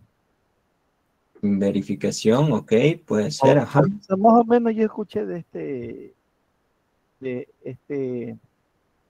este sitio que hacía una verificación en la temporada de los 2008. Ujú. Hacían en ese tiempo, la operadora TV Cable lo pirateaba mucho. Clonaban los modems y se podían, 10 modems por medio de una cuenta se comunicaban. Vino esta implementación SID y ya no se podía porque lo hacía único al modem por medio de la MAT. Ok, perfecto. Uno copiaba la MAT en diferentes modems y ese modem aparecía y se pirateaba de esa manera. Apareció este protocolo y ahí, eso fue lo que provocó que ya no se duplicara. O sea, si tenga la más repetida, pero por medio de este sitio no se podía. Ya no navegaba los otros modems. Ok, ya vemos que es un protocolo bastante famoso, ¿no? Está presente en la gran mayoría o en casi todos, porque es un protocolo, los servicios a los que accedemos, ¿no? Como este servicio de videoconferencia. La importancia también viene dada, y esto lo decía en el video, porque vemos que hay personas, hay usuarios, hay dispositivos en todo el mundo intentando conectarse, intentando acceder a esos servicios en diferentes servidores. Pero pasa que, pues, todos estos dispositivos y las tecnologías, como los sistemas operativos que están detrás de estos dispositivos, son diferentes. Por lo tanto, se debe establecer un mismo lenguaje de comunicación. Ese lenguaje de comunicación entre dispositivos totalmente diferentes, pues lo establece el protocolo de inicio de sesión, el protocolo SIP. Entonces, por supuesto, es un protocolo en la parte de comunicación muy, muy importante porque marca o establece las reglas con las que se va a realizar una comunicación. ¿Ok? Y de pronto aquí, si alguien vio el código que se establece cuando ya, o bueno, el código de confirmación de que se puede establecer una llamada. ¿Cuál era ese código? Cuando estaban ahí en el teléfono hablando y ya se iba a establecer la llamada o la llamada estaba establecida, ¿qué código es? Código binario. No, no es binario. Darwin, ¿tenía levantado su mano? Voy. 200 OK. Ok, 200 OK. Ese es el código de confirmación. Entonces, Darwin, me parece que era la persona que actuó, me manda un correo. ¿Darwin también participó al inicio de la clase? Sí, genial. No sé, tengo inquietud. Dígame. Si bien es cierto, pues está diciendo en protocolo, más el código case, si vamos a la parte de servidores, generalmente se utiliza ahí. Entonces, más no es o no sé cómo lo utiliza este protocolo, también lo utiliza dentro de la misma comunicación de los servidores. Por ejemplo, si trabajamos en servicios web o con cualquier otro servidor, el código 200 específicamente utilizado para dar el token de successful o de aceptación. Exacto, ¿Por qué lo toma por protocolo también a dentro de esta red, en redes, digamos, si no es más específico de servidores? Porque a lo mejor comparten el mismo código de que se ha establecido una conexión. No necesariamente pertenece a solo servidores, sino que aquí también podemos ver que una vez que se ha establecido, por ejemplo, este servicio de llamada que veíamos en el ejemplo, pues el código que da aviso de que ambos dispositivos se pueden intercomunicar es del 200 OK. ¿Sí? Puede ser una coincidencia o puede ser dentro del protocolo, dentro de la normativa, que se haya fijado que el 200 OK, tanto para servidores como para establecimiento de servicios, o a lo mejor en la parte de comunicación entre servicios o de acceso a servicios, pues esté el 200 OK estandarizado. Lo podríamos revisar. ¿Sí? Pero en este caso es del código 200 OK. Pasa que Darwin ya tenía una actuación. Ya no, era solamente una pregunta, dije más específicamente creo que dentro de redes que funciona el User Agent Service. Ese viene a ser el 200 que se refiere. Exacto, o sea, también funciona ahí. También funciona en esa parte de servidores. ¿Sí?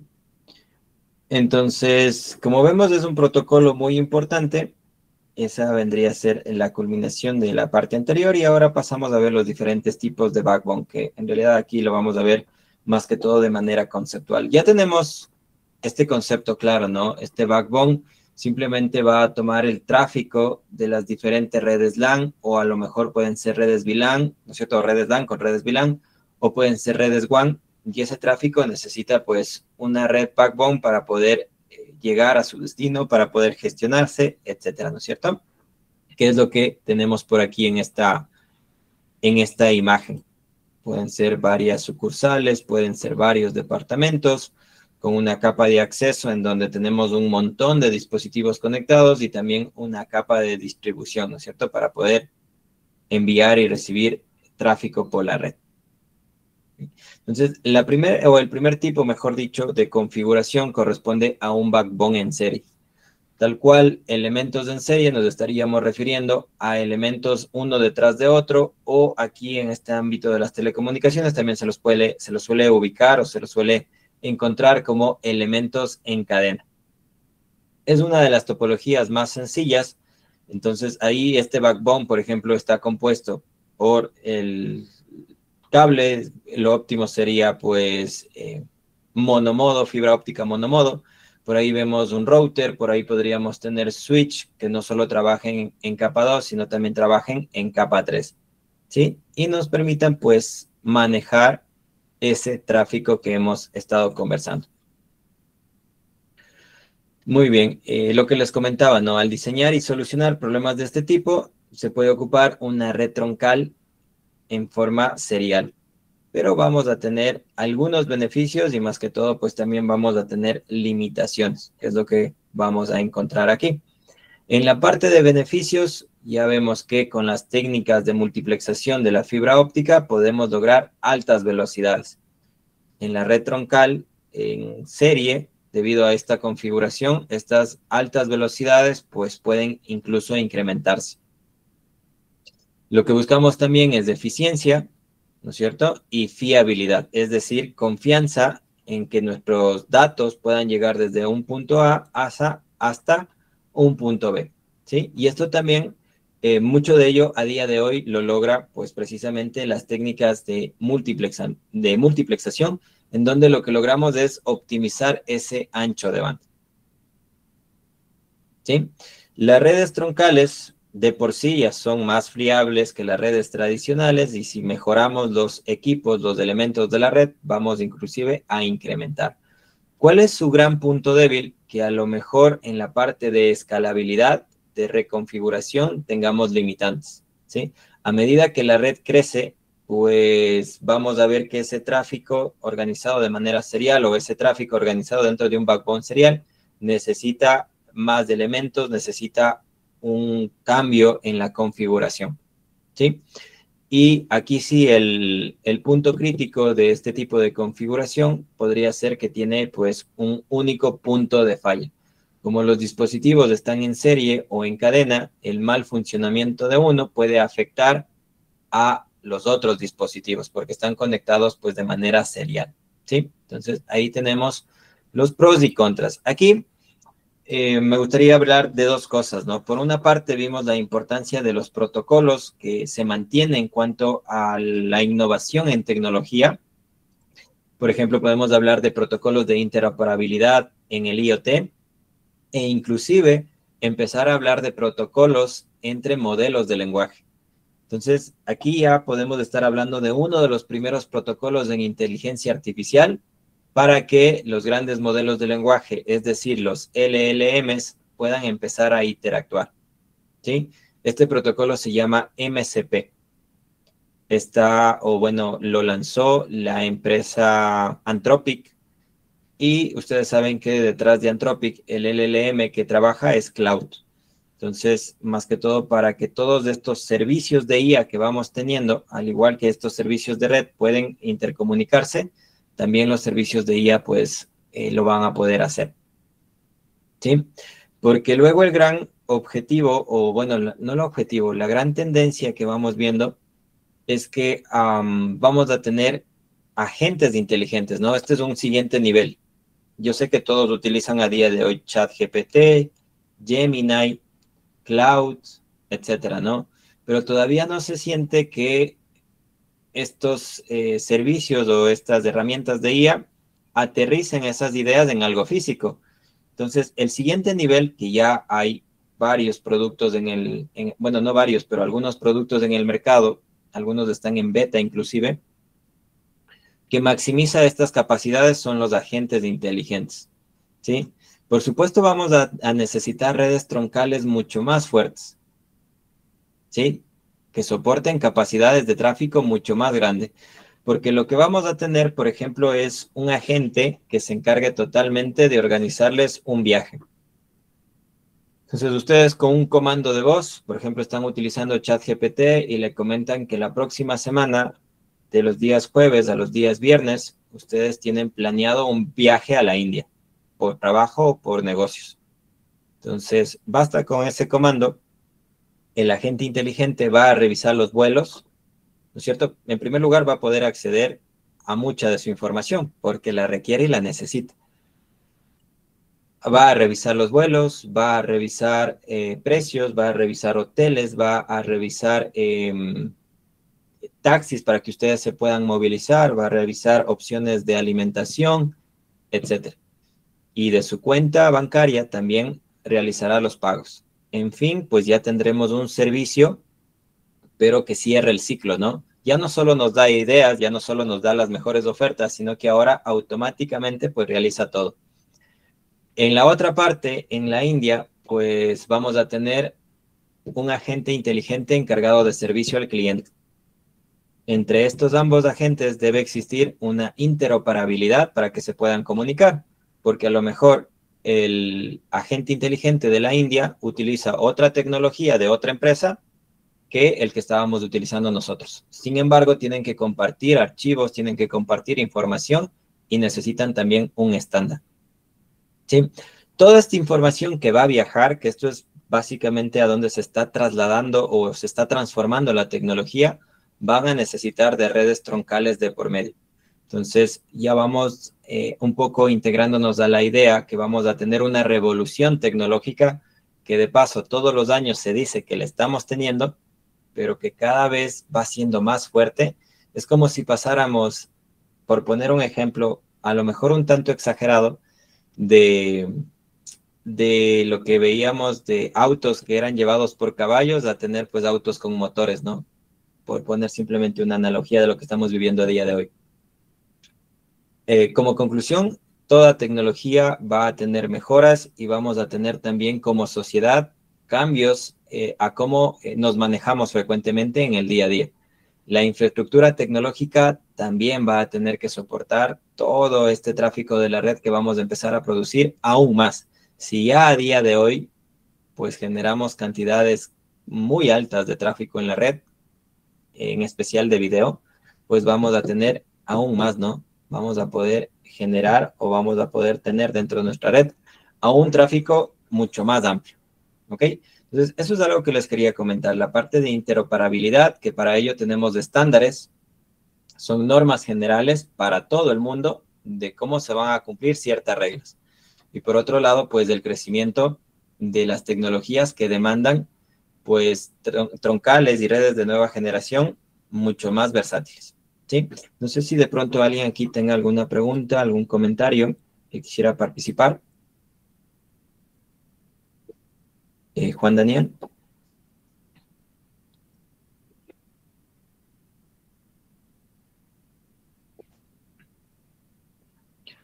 Juan Daniel tiene su mano levantada. Perdón, no he activado el micrófono. Nada más dije, preguntaba sobre la red troncal o backbone que se llama. Ahorita estamos viendo la parte de serie, o por qué está más orientada en este caso a los switch, routers o puertas de enlace de grandes conexiones y no se utiliza a lo mejor el paralelo para distribuir, porque bueno, según el concepto de eso, creo que es la columna vertebral de toda la red, una red Rockwell, ¿verdad? Entonces, en caso de que haya un colapso general, no sé qué pasa, o utilizan túneles internos, como no lo manejaría. Ya. En una red serial, esa es precisamente la desventaja. Que el fallo de un dispositivo puede provocar los fallos de los elementos conectados en serie. En una red distribuida, que es precisamente el gráfico que tenemos aquí, podemos agregar redundancia y podemos agregar también respaldos, ¿sí? Es decir, si por ahí falló un router, pues simplemente con un camino de redundancia, pues otro router puede cubrir ese tráfico de información y tener todavía conectividad, disponibilidad de ese servicio, ¿sí? Aquí la representación distribuida, precisamente esa es una de las ventajas, ¿no? Que cubrimos la parte de falla, pero por supuesto necesitamos incluir algunas cosas. En especial, a lo mejor podríamos llegar a tener mayor complejidad de implementación lógica para que existan, como usted lo llamaba, túneles, que en realidad son redundancias, ¿no es cierto? Que esos paquetes de esa información que viaja a través de la red no tengan un solo camino, sino que existen caminos alternos, eso desde la parte lógica y también inclusive desde la parte física. Es decir, vamos a necesitar, pues, a lo mejor mayor complejidad en los elementos de red, tanto switch y router, o dependiendo de las necesidades, porque esto puede escalar mucho, pues mayor cantidad de switch, routers y elementos de red. ¿Sí? Y esto es una de las ideas actuales que se tienen, ¿no? Por ejemplo, si tenemos una demanda de una, qué sé yo, de una cooperativa que está ingresando al sector bancario. Entonces, nosotros como administradores de red o como ingenieros en tecnologías de la información, pues podríamos plantearle los elementos que necesita, ¿no? Y empezar ahí a desplegar más o menos cómo se va a gestionar la red, las topologías, los elementos. Pero ya revisando la parte de precios, por supuesto, nosotros vamos a intentar darle una medida estándar y a lo mejor analizar qué tanto se puede extender el tema económico en cuanto a infraestructura tecnológica, ¿sí? Porque con cada mejora que estemos brindando, eso incluye de por medio un mayor monto para la gestión administrativa de la red y también para, pues, la adquisición física, ¿no? La adquisición del hardware. Entonces, ahí, sumando estos montos, sumando la resta, podríamos dar ya un precio, ¿no es cierto? Depende mucho de las características para fijar números. Por ejemplo, switch de alta capacidad, que estamos hablando de bases de datos, podrían estar rondando desde los 1,000, 5,000, 10,000, inclusive más, ¿no es cierto? De acuerdo a, pues, el servicio que se vaya a tener. Pero otras de las opciones que surgen aquí es que si una empresa que a lo mejor a día de hoy está bastante limitada económicamente, no puede darse el lujo de tener respaldos, bueno, que sería lo ideal, ¿no? Pero respaldos físicos me refiero, o invertir mucho en hardware, podríamos plantearle otra opción. ¿Cuál consideran ustedes que sería esa otra opción aquí? Estamos viendo de momento, pues, la parte de hardware, ¿no es cierto?, del backbone. Pero de pronto para crear una opción paralela que podríamos brindarle a un usuario, ¿qué se les puede ocurrir? Podría comprar respaldo en la nube. Exacto, ¿no es cierto? Ajá. Muchos de sus servicios, muchos de sus funcionalidades, podría migrarlos a la nube. ¿Qué es lo que hace la nube? Pues en la parte de hardware nos alquila esos equipos y nosotros le pagamos de acuerdo a lo que consumamos, de acuerdo a lo que lo alquilemos, ¿no es cierto? Es básicamente como la energía eléctrica. Mientras más consumimos de energía eléctrica, más pagamos. Aquí pagaríamos por elementos de hardware, desde servidores, de acuerdo a las capacidades de procesamiento que necesitemos, almacenamiento, memoria RAM, ¿no es cierto? Tarjetas de red, elementos de red en especial. Podemos simplemente alquilarlo. Con ello, ¿qué estamos logrando? Pues que este tipo de empresas no tengan inversiones muy fuertes en infraestructura tecnológica desde un inicio y lo puedan ocupar ese dinero a lo mejor en otro tipo de gestión, ¿no? Y también logramos cubrir esta parte de escalabilidad, porque aquí tenemos dos escenarios, ¿no? Una cooperativa de crédito crece muy rápido y nosotros por ahí presupuestamos unos elementos físicos, ya están conectados, están funcionales, pero vemos que pues luego abre sucursales en todo el país. ¿qué va a pasar? Pues que esos elementos físicos no van a soportar el tráfico, los requerimientos, las necesidades que tenemos con esa empresa. Entonces, uno de los beneficios que oferta la nube es la escalabilidad. Nosotros simplemente contratamos un plan mayor y podemos tener acceso a estos elementos y pagar por ellos. Entonces, a lo mejor era que este golpe se dio porque fue diciembre y tuvo mucha demanda el servicio que estemos brindando, y luego a enero otra vez tenemos caída. Si la solución fue volver a comprar equipos físicos, pues vamos a tener que estos equipos pueden pasar ahí sin utilizarlos, ¿no? Pero sí. Eso le pasó a Netflix, ¿verdad? Exactamente, ajá. Le ha pasado a varias empresas que hacen una inversión bastante grande en dispositivos físicos, pero no se dan cuenta que a lo mejor estos picos de demanda son temporales. Diciembre es el caso perfecto, todo se dispara, pero luego llega enero y se dan cuenta que pues esta demanda empieza a decrecer. Una de las ventajas que tiene la nube es que es pago por demanda. O sea, consumimos más, pagamos más. Pero si dejamos de consumir, pagamos menos. Entonces, de esos servidores adicionales que a lo mejor me pude arrendar en diciembre, ya para enero no los necesito. Y pago. Eso le pasaba a las empresas de teléfono cuando se llevaba la luz y dejamos de conectarnos al wifi y todos nos conectábamos a la red y se saturaba. Exactamente, ajá. Y esto precisamente, muchas de las empresas, viendo sus afectaciones por los cortes energéticos, migraron muchos de sus servicios, mucha de su infraestructura tecnológica a la red. ¿Por qué? Porque hay empresas que no pueden estar desconectadas mucho tiempo, no tienen servicios críticos, empresas gubernamentales, empresas, por ejemplo, ligadas al tema médico, la banca en línea, y ya ven las molestias que puede llegar a causar, y estamos hablando de pérdidas tanto para el usuario como para la empresa muy grande. Y en la parte tecnológica somos especialmente críticos. Si algo falla tecnológicamente, es muy sencillo cambiarnos a la competencia, ¿no es cierto? Entonces, ahí viene esta disputa, esta guerra comercial, que podríamos marcarlo en este punto también, que pues en la parte tecnológica desde este punto es muy fuerte y que se extiende hasta lo que ustedes están viendo a día de hoy, ¿no? Estas restricciones, estos aranceles, vamos a poner ahí pues los nombres que son Estados Unidos y China. En la parte de tecnologías tienen restricciones, limitantes, prohibiciones. Ahora inclusive se han aumentado los aranceles y esto limita mucho más que pues tengamos un mercado libre, ¿no? Un mercado libre. Entonces, esto afecta, sí, porque luego los costos que nosotros nos llegan como consumidores, porque no producimos mucha tecnología, bueno, muy poca tecnología, de hecho, pues a nosotros lo que nos significa o se nos traduce es que pagamos más por consumir lo mismo, ¿no? Por consumir lo mismo.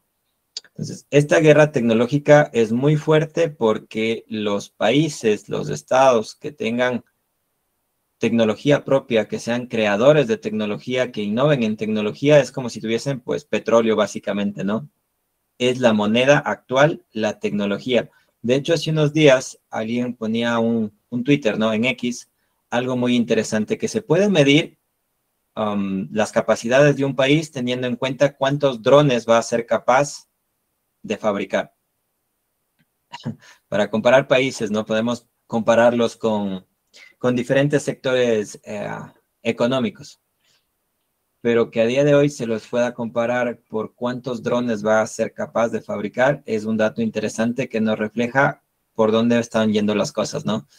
Y más igual, y más con esto de la IA, pues va a tener mucho en juego de que los países, esas empresas están dentro de esos países que generen soluciones de IA, que tengan infraestructura que está automatizada y estos algoritmos de automatización sean con inteligencia artificial cada vez más potentes, pues se van a alejar mucho de países en donde pues solo estamos consumiendo y no tenemos esta nueva moneda actual que es la tecnología. ¿Sí? Entonces, ya como ingenieros de TI vamos viendo que se necesita tecnología pues de muchos tipos, ¿no? De bases de datos, de inteligencia artificial, de telecomunicaciones, de calidades de experiencia, de calidades de servicio. etc. Al final, cada vez vivimos en entornos más tecnológicos, ¿no? Cada vez se siente más el impacto tecnológico en todo lo que hacemos. ¿Sí? Aquí me parece que había comentarios. Juan Daniel. Pero es súper complicado desde aquí, desde Ecuador, querer uno levantar un tipo de servicio, a lo mejor como técnico se podría trabajar, pero más allá de, hablando del mismo de la estabilidad energética que aquí en Ecuador ahorita por las lluvias, que estamos bastante estables, pero Estados Unidos o Europa o otros países no pasan eso, que los servidores deben mantenerse encendidos, ventilación y un poco de cosas más que podría vender, y por eso mucho más económico tienen ellos. Pero aquí en Ecuador, como TI o como ahorita se está viendo, quiere comenzar a generar esa parte, a lo mejor ser un mediador. Ya, claro, podemos empezar desde técnicos, ¿no? Pero la idea es que mientras más nos vamos empapando de conocimiento, podemos ir incursionando en más áreas y subiendo. Y luego, claro, estamos bastante limitados, esa es nuestra realidad, pero partimos de ahí, partimos de que nos damos cuenta de que el mundo se está moviendo a una velocidad muy rápida y que nosotros como países pues debemos ir siguiendo el ritmo, ¿no? Imposible ponernos a niveles de pues, los países desarrollados. Pero la idea es no quedarnos atrás, o sea, intentar movernos, y para ello necesitamos ideas, políticas, cambios, cultura, etcétera, ¿no? Un montón de cosas que necesitamos para poder continuar y no quedarnos y no atrasarnos. Nosotros desde la parte de ingenieros que nos estamos formando en tecnologías, pues en primer lugar, tener conocimiento de eso, y luego, pues, saber gestionar estas herramientas. Por ahí, cuando se habla de este tema tecnológico y más que todo de la IA, se escucha mucho que nos va a dejar sin trabajo, ¿no? Hay un estudio, hay unas tablas que cuáles serían los trabajos más propensos a desaparecer cuando la IA alcance un punto más elevado. Y es curioso ver cómo la parte de gestión de redes, por ejemplo, que es un trabajo repetitivo y es en donde la IA puede ganar terreno en todas estas actividades repetitivas, estaba en los primeros puestos. Pero ahí viene la realidad nuestra, ¿no? Eso a nosotros nos puede favorecer inclusive, porque nosotros nos movemos a velocidades diferentes que los países de primer mundo. Entonces, en el primer mundo llegará, pero nosotros, mientras tengamos acceso a estas herramientas, podemos ganar muchísimo terreno, porque aquí todavía estaremos gestionando las cosas de manera diferente. Entonces, de lo que a lo mejor hacer nuestro trabajo nos podía tomar una semana, nos puede llegar a tomar un día. ¿Sí? Entonces, eso estamos viendo a día de hoy, que el conocimiento en la IA, porque vivimos en la época en donde la comunicación es muy sencilla, ejemplo lo que estamos teniendo, pero es la época en donde la comunicación se desvirtúa al máximo. Ejemplo, en la IA, todo el mundo tenemos ideas totalmente, pues, de lo que es la inteligencia artificial, ¿no? Pero si nos vamos a la ciencia, a los conceptos, en realidad, a la información real, vemos que a lo mejor dista de lo que generalmente se puede tener como opinión o como criterio de lo que está ocurriendo. Entonces, aquí lo que quiero rescatar es que no va a ser lo mismo un técnico o un ingeniero o alguien que dé soporte que trabaje con IA a que uno que no lo haga. Para aterrizar un poco la idea, si a ustedes les mandan una tarea y a un usuario, a una persona, le dan una máquina de escribir y a ustedes le dan un computador, creo que cualquier tarea, por más conocimiento que tenga la otra persona, sus herramientas no les van a permitir ir a la velocidad que ustedes podrían ir con un computador. Eso está sucediendo con la IA. Cualquier persona que tenga acceso a herramientas de IA va a poder realizar las tareas de manera mucho más sencilla, ganar tiempo, en fin, conocimientos, facilidades, flexibilidades, etc. Entonces, igual, va a ser diferente un médico que tenga herramientas automatizadas con IA a un médico que no las tenga. Entonces, por ello es que a día de hoy es tan sonado el tema, ¿no? Por todo lo que representa y de por medio, porque con nosotros tiene una conexión directa a cualquier tipo de tecnología. Eso por un lado la IA, ¿no? Pero por otro lado también tenemos robótica, por otro lado también tenemos el Big Data, tenemos IoT, y toda esta información que genera, que recopila, que transmite, viaja por la red. Entonces, para nosotros, este cambio que a lo mejor en estos países de primer mundo puede significar un peligro por la pérdida de empleos, para nosotros es al revés. Para nosotros es mayor facilidad, mayor acceso, mayores oportunidades. Entonces, veámoslo desde ese punto y no tanto peligroso de momento. Ojo. Juan Pablo. De lo que usted dice, ingeniero, justo ahora, bueno, yo tengo un pasatiempo a veces en las noches, es revisar las bolsas de valores. No porque invierta, no, es también a veces muchas veces. Pero justo a mí me gusta ver de lo que son los componentes electrónicos cuando suben y bajan. Y la empresa NVIDIA, la que fabrica casi la mayor parte de microcontroladores, chips y todo lo demás, tuvo una baja casi del 6.8%. Y solo fue por el problema con Trump, como dijo usted, y China. Pero eso a la empresa le costó 568 millones de dólares. La empresa ahorita quedó con eso de, ¿y ahora cómo recuperamos el dinero, la inversión que tenemos y todo lo que teníamos comprado a China, que ahora ya no podemos? En ese problemita, las computadoras, la mayor parte de computadoras que salgan las nuevas, ya van a subir, como dijo usted, más todavía. De las que una vez comprábamos en $2,000, ahora las otras compraremos que eran unos $3,000 aquí en Ecuador. A nosotros, claro, ese golpe tecnológico siempre nos ha costado bastante, ¿no? Luego creo que Trump hace una rectificación, no sé, esa parte no la tengo muy claro, pero dice que hay algunos dispositivos o más que todo tecnológicos que no van a sentir esta afectación o se iba a, no les iba a aplicar el arancel, pero de ahí en cambio los chinos es el mal para todos. A los chinos dijeron, nosotros te vendemos los productos, pero te subimos a todo, no es que te voy a subir por partes, aquí va todo. Esas son las ventajas de los países productores de tecnología, más que todo en este caso, ¿no? Ahí hay algunas cosas, como por una parte NVIDIA, ¿no? Si ustedes tienen tiempo, revisen la historia de NVIDIA, más que todo de su CEO, que se llama Jensen Huang. Tiene conferencias increíbles con mensajes muy, muy fuertes. Tiene presentaciones, hace no mucho fue el GTC, en donde presentaron sus últimos productos. Y su fuerte a día de hoy, dentro de toda la fabricación de estos chips, son las tarjetas de video, ¿no? Tarjetas de video porque necesitamos mayor procesamiento de lo que estamos haciendo en este momento, video. Entonces, las empresas automovilísticas muy fuertes, las más altas que ustedes puedan imaginar, necesitan dispositivos de NVIDIA, ¿no? Y empresas en general. Entonces, por eso a día de hoy me parece que es económicamente la empresa más fuerte. No sé si eso ha cambiado, pero hace unos meses eso era así. Era la empresa con valores económicos más altos en el mercado, superiores a Google. Entonces, estas pérdidas, estas ganancias que va teniendo en el camino, hay que analizarlas con cuidado porque no tiene una competencia directa. NVIDIA, de momento, no tiene una competencia directa.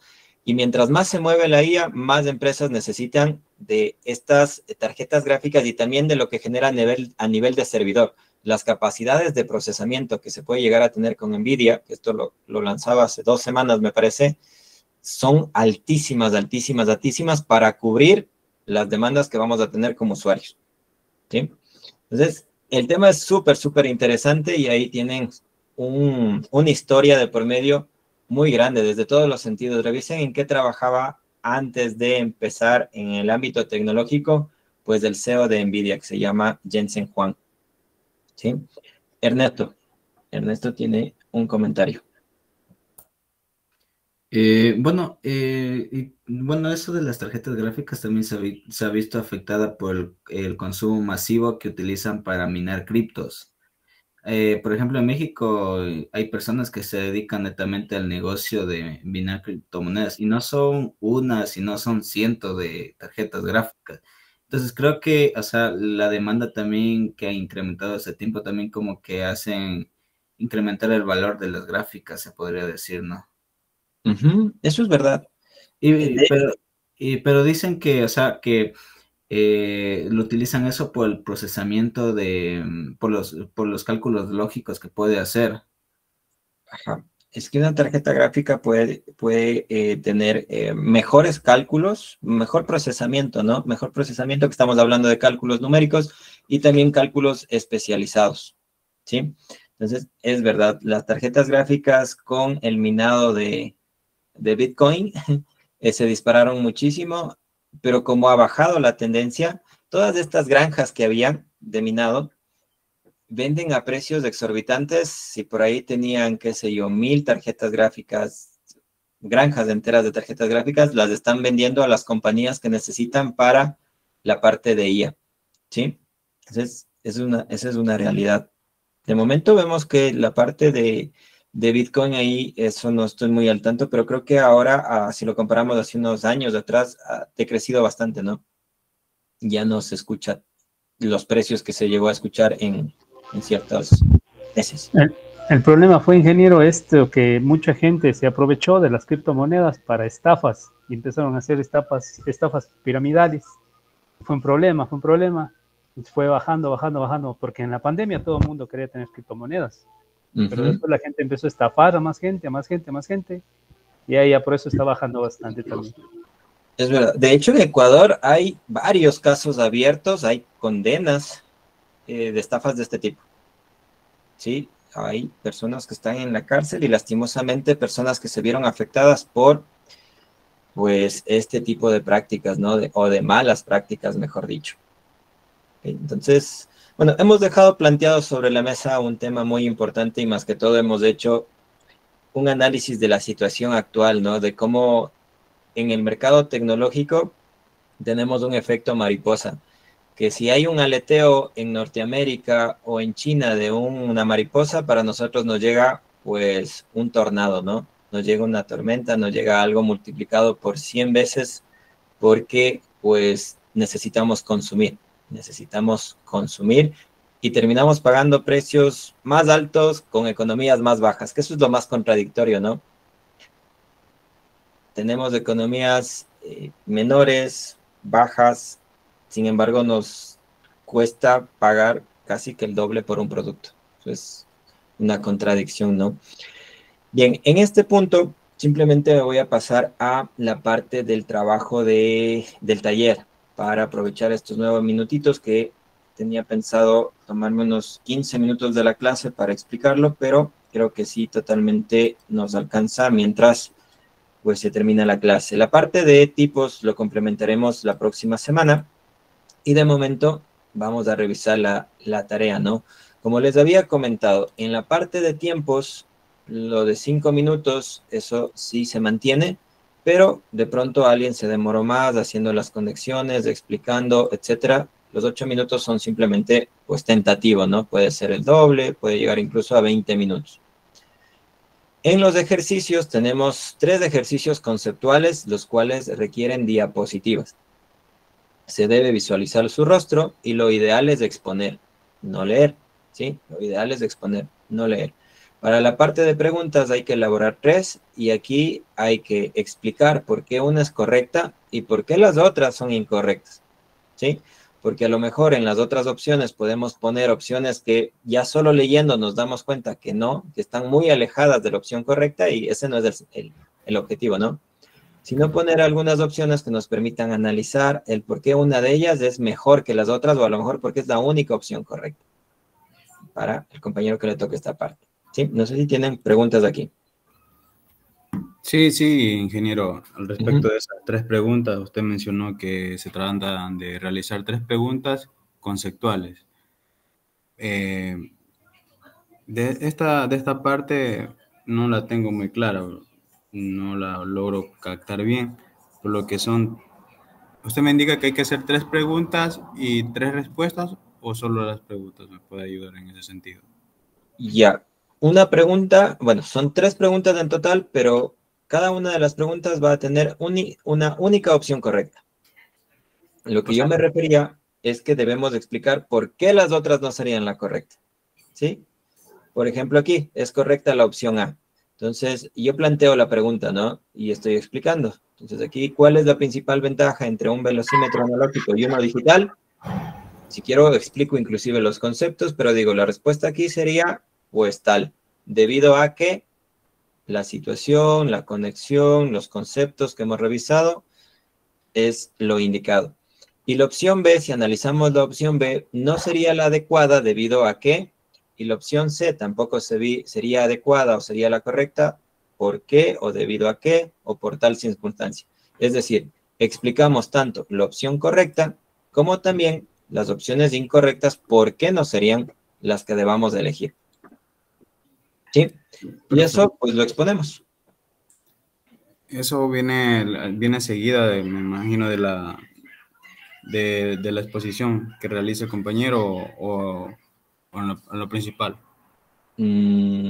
Esto vendría aquí, ¿no es cierto? ¿Qué vamos a presentar en el documento? Pues vamos a presentar una carátula con nuestros nombres y debajo estará un enlace que nos lleva a la organización de cada uno de los integrantes de nuestro grupo.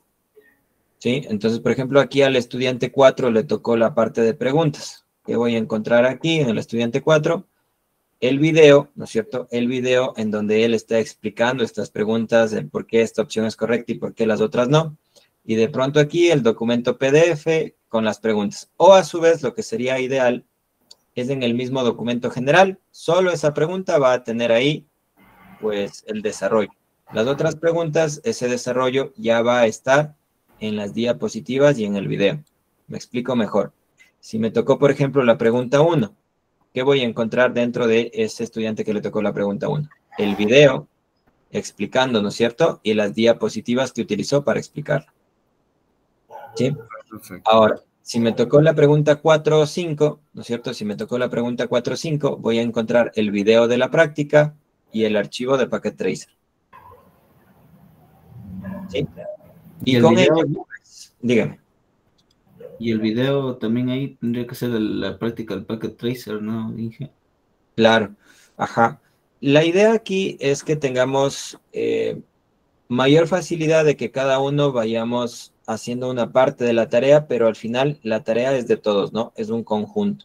No hace falta unir, porque ya van viendo que, por ejemplo, se van a demorar 15 o 20 minutos haciendo una práctica. Y luego tendremos 5 ejercicios prácticos. Y al final, como lo veníamos gestionando, un solo compañero se encargaba de unir todo el video. ¿Qué pasa? Que unir o trabajar con un video de alrededor de 1 hora, pues tarda, demora en subirse, en todo. Entonces aquí tenemos mayor facilidad. ¿Sí? Al final, el documento va a tener este enlace que vemos aquí, en donde ustedes van a compartir y van a habilitar los permisos. Ojo, si no se puede acceder, pues yo no puedo calificarlo, que no puedo revisar, ¿no es cierto? Entonces, asegúrense de ello, de que estén habilitados los permisos.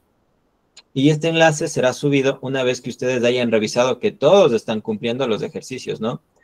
Porque sigue siendo una tarea grupal. Entonces, por ejemplo, yo encuentro que el compañero 3, pues la parte de exposición que le tocó, qué sé yo, la pregunta 2, tomó un Word, puso lo que le dio ChatGPT y está leyendo.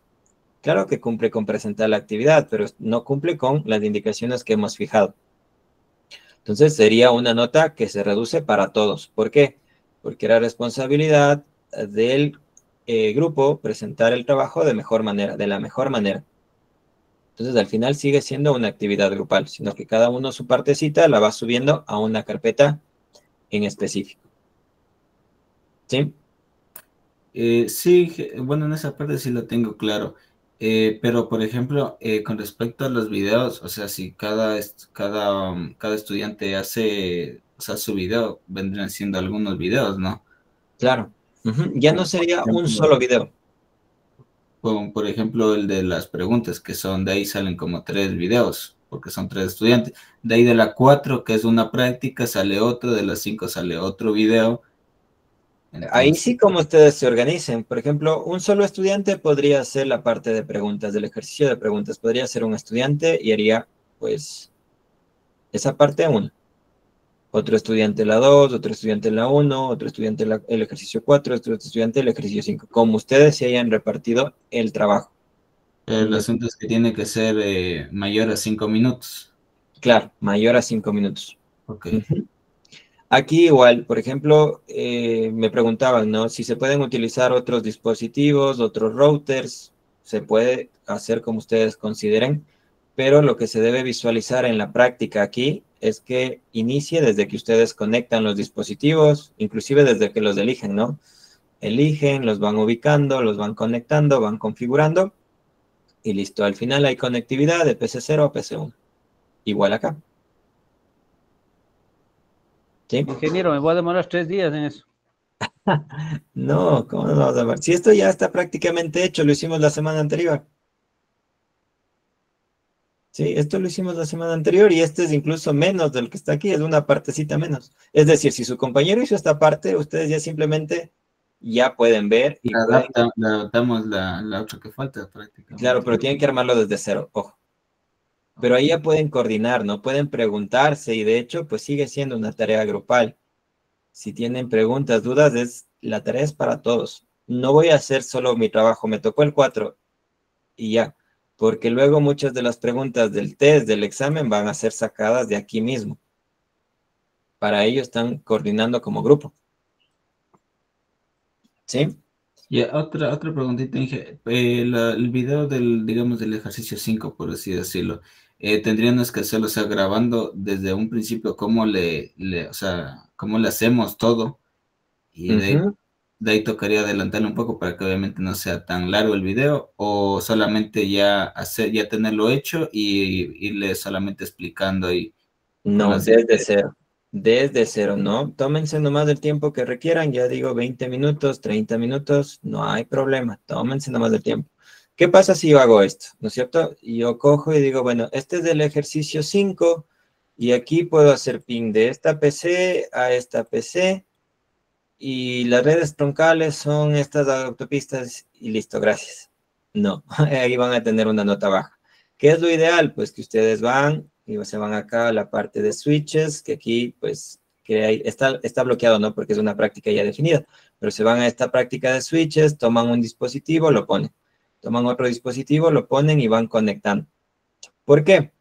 Porque ahí se van a dar cuenta de las interfaces, de los puertos, de los cables que van a conectar, etcétera. Ya luego vamos a tener prácticas de este tipo, en donde aquí, por ejemplo, ya se va registrando inclusive el tiempo que demora. Fíjense que aquí, como dejé abierto, va a 1 hora y 24. ¿Cuánto porcentaje han llegado? Si han llegado o no a concluir. Y como está el video, pues ya luego haremos este tipo de prácticas, ¿no? Que simplemente lo van configurando en una red ya hecha, porque no intentamos evaluar, pues, esta parte del conocimiento de establecer o de configurar los elementos. ¿Sí? Bien. ¿Alguna otra pregunta? ¿No? Perfecto. Nos vamos a quedar aquí hasta entonces. Muchas gracias por su participación. Un excelente feriado y nos vemos la próxima semana. Pasen bien. Me olvidaba, clases tutoriales de pronto si alguien requiera. Tutoriales, no, clases... Tutorías. Clases de tutoría los días miércoles en el horario de 4 a 5, lo pueden revisar en el SGA. ¿Sí? Perfecto, nos quedamos hasta aquí. Una excelente noche a todos y nos vemos la próxima semana. Pasen bien.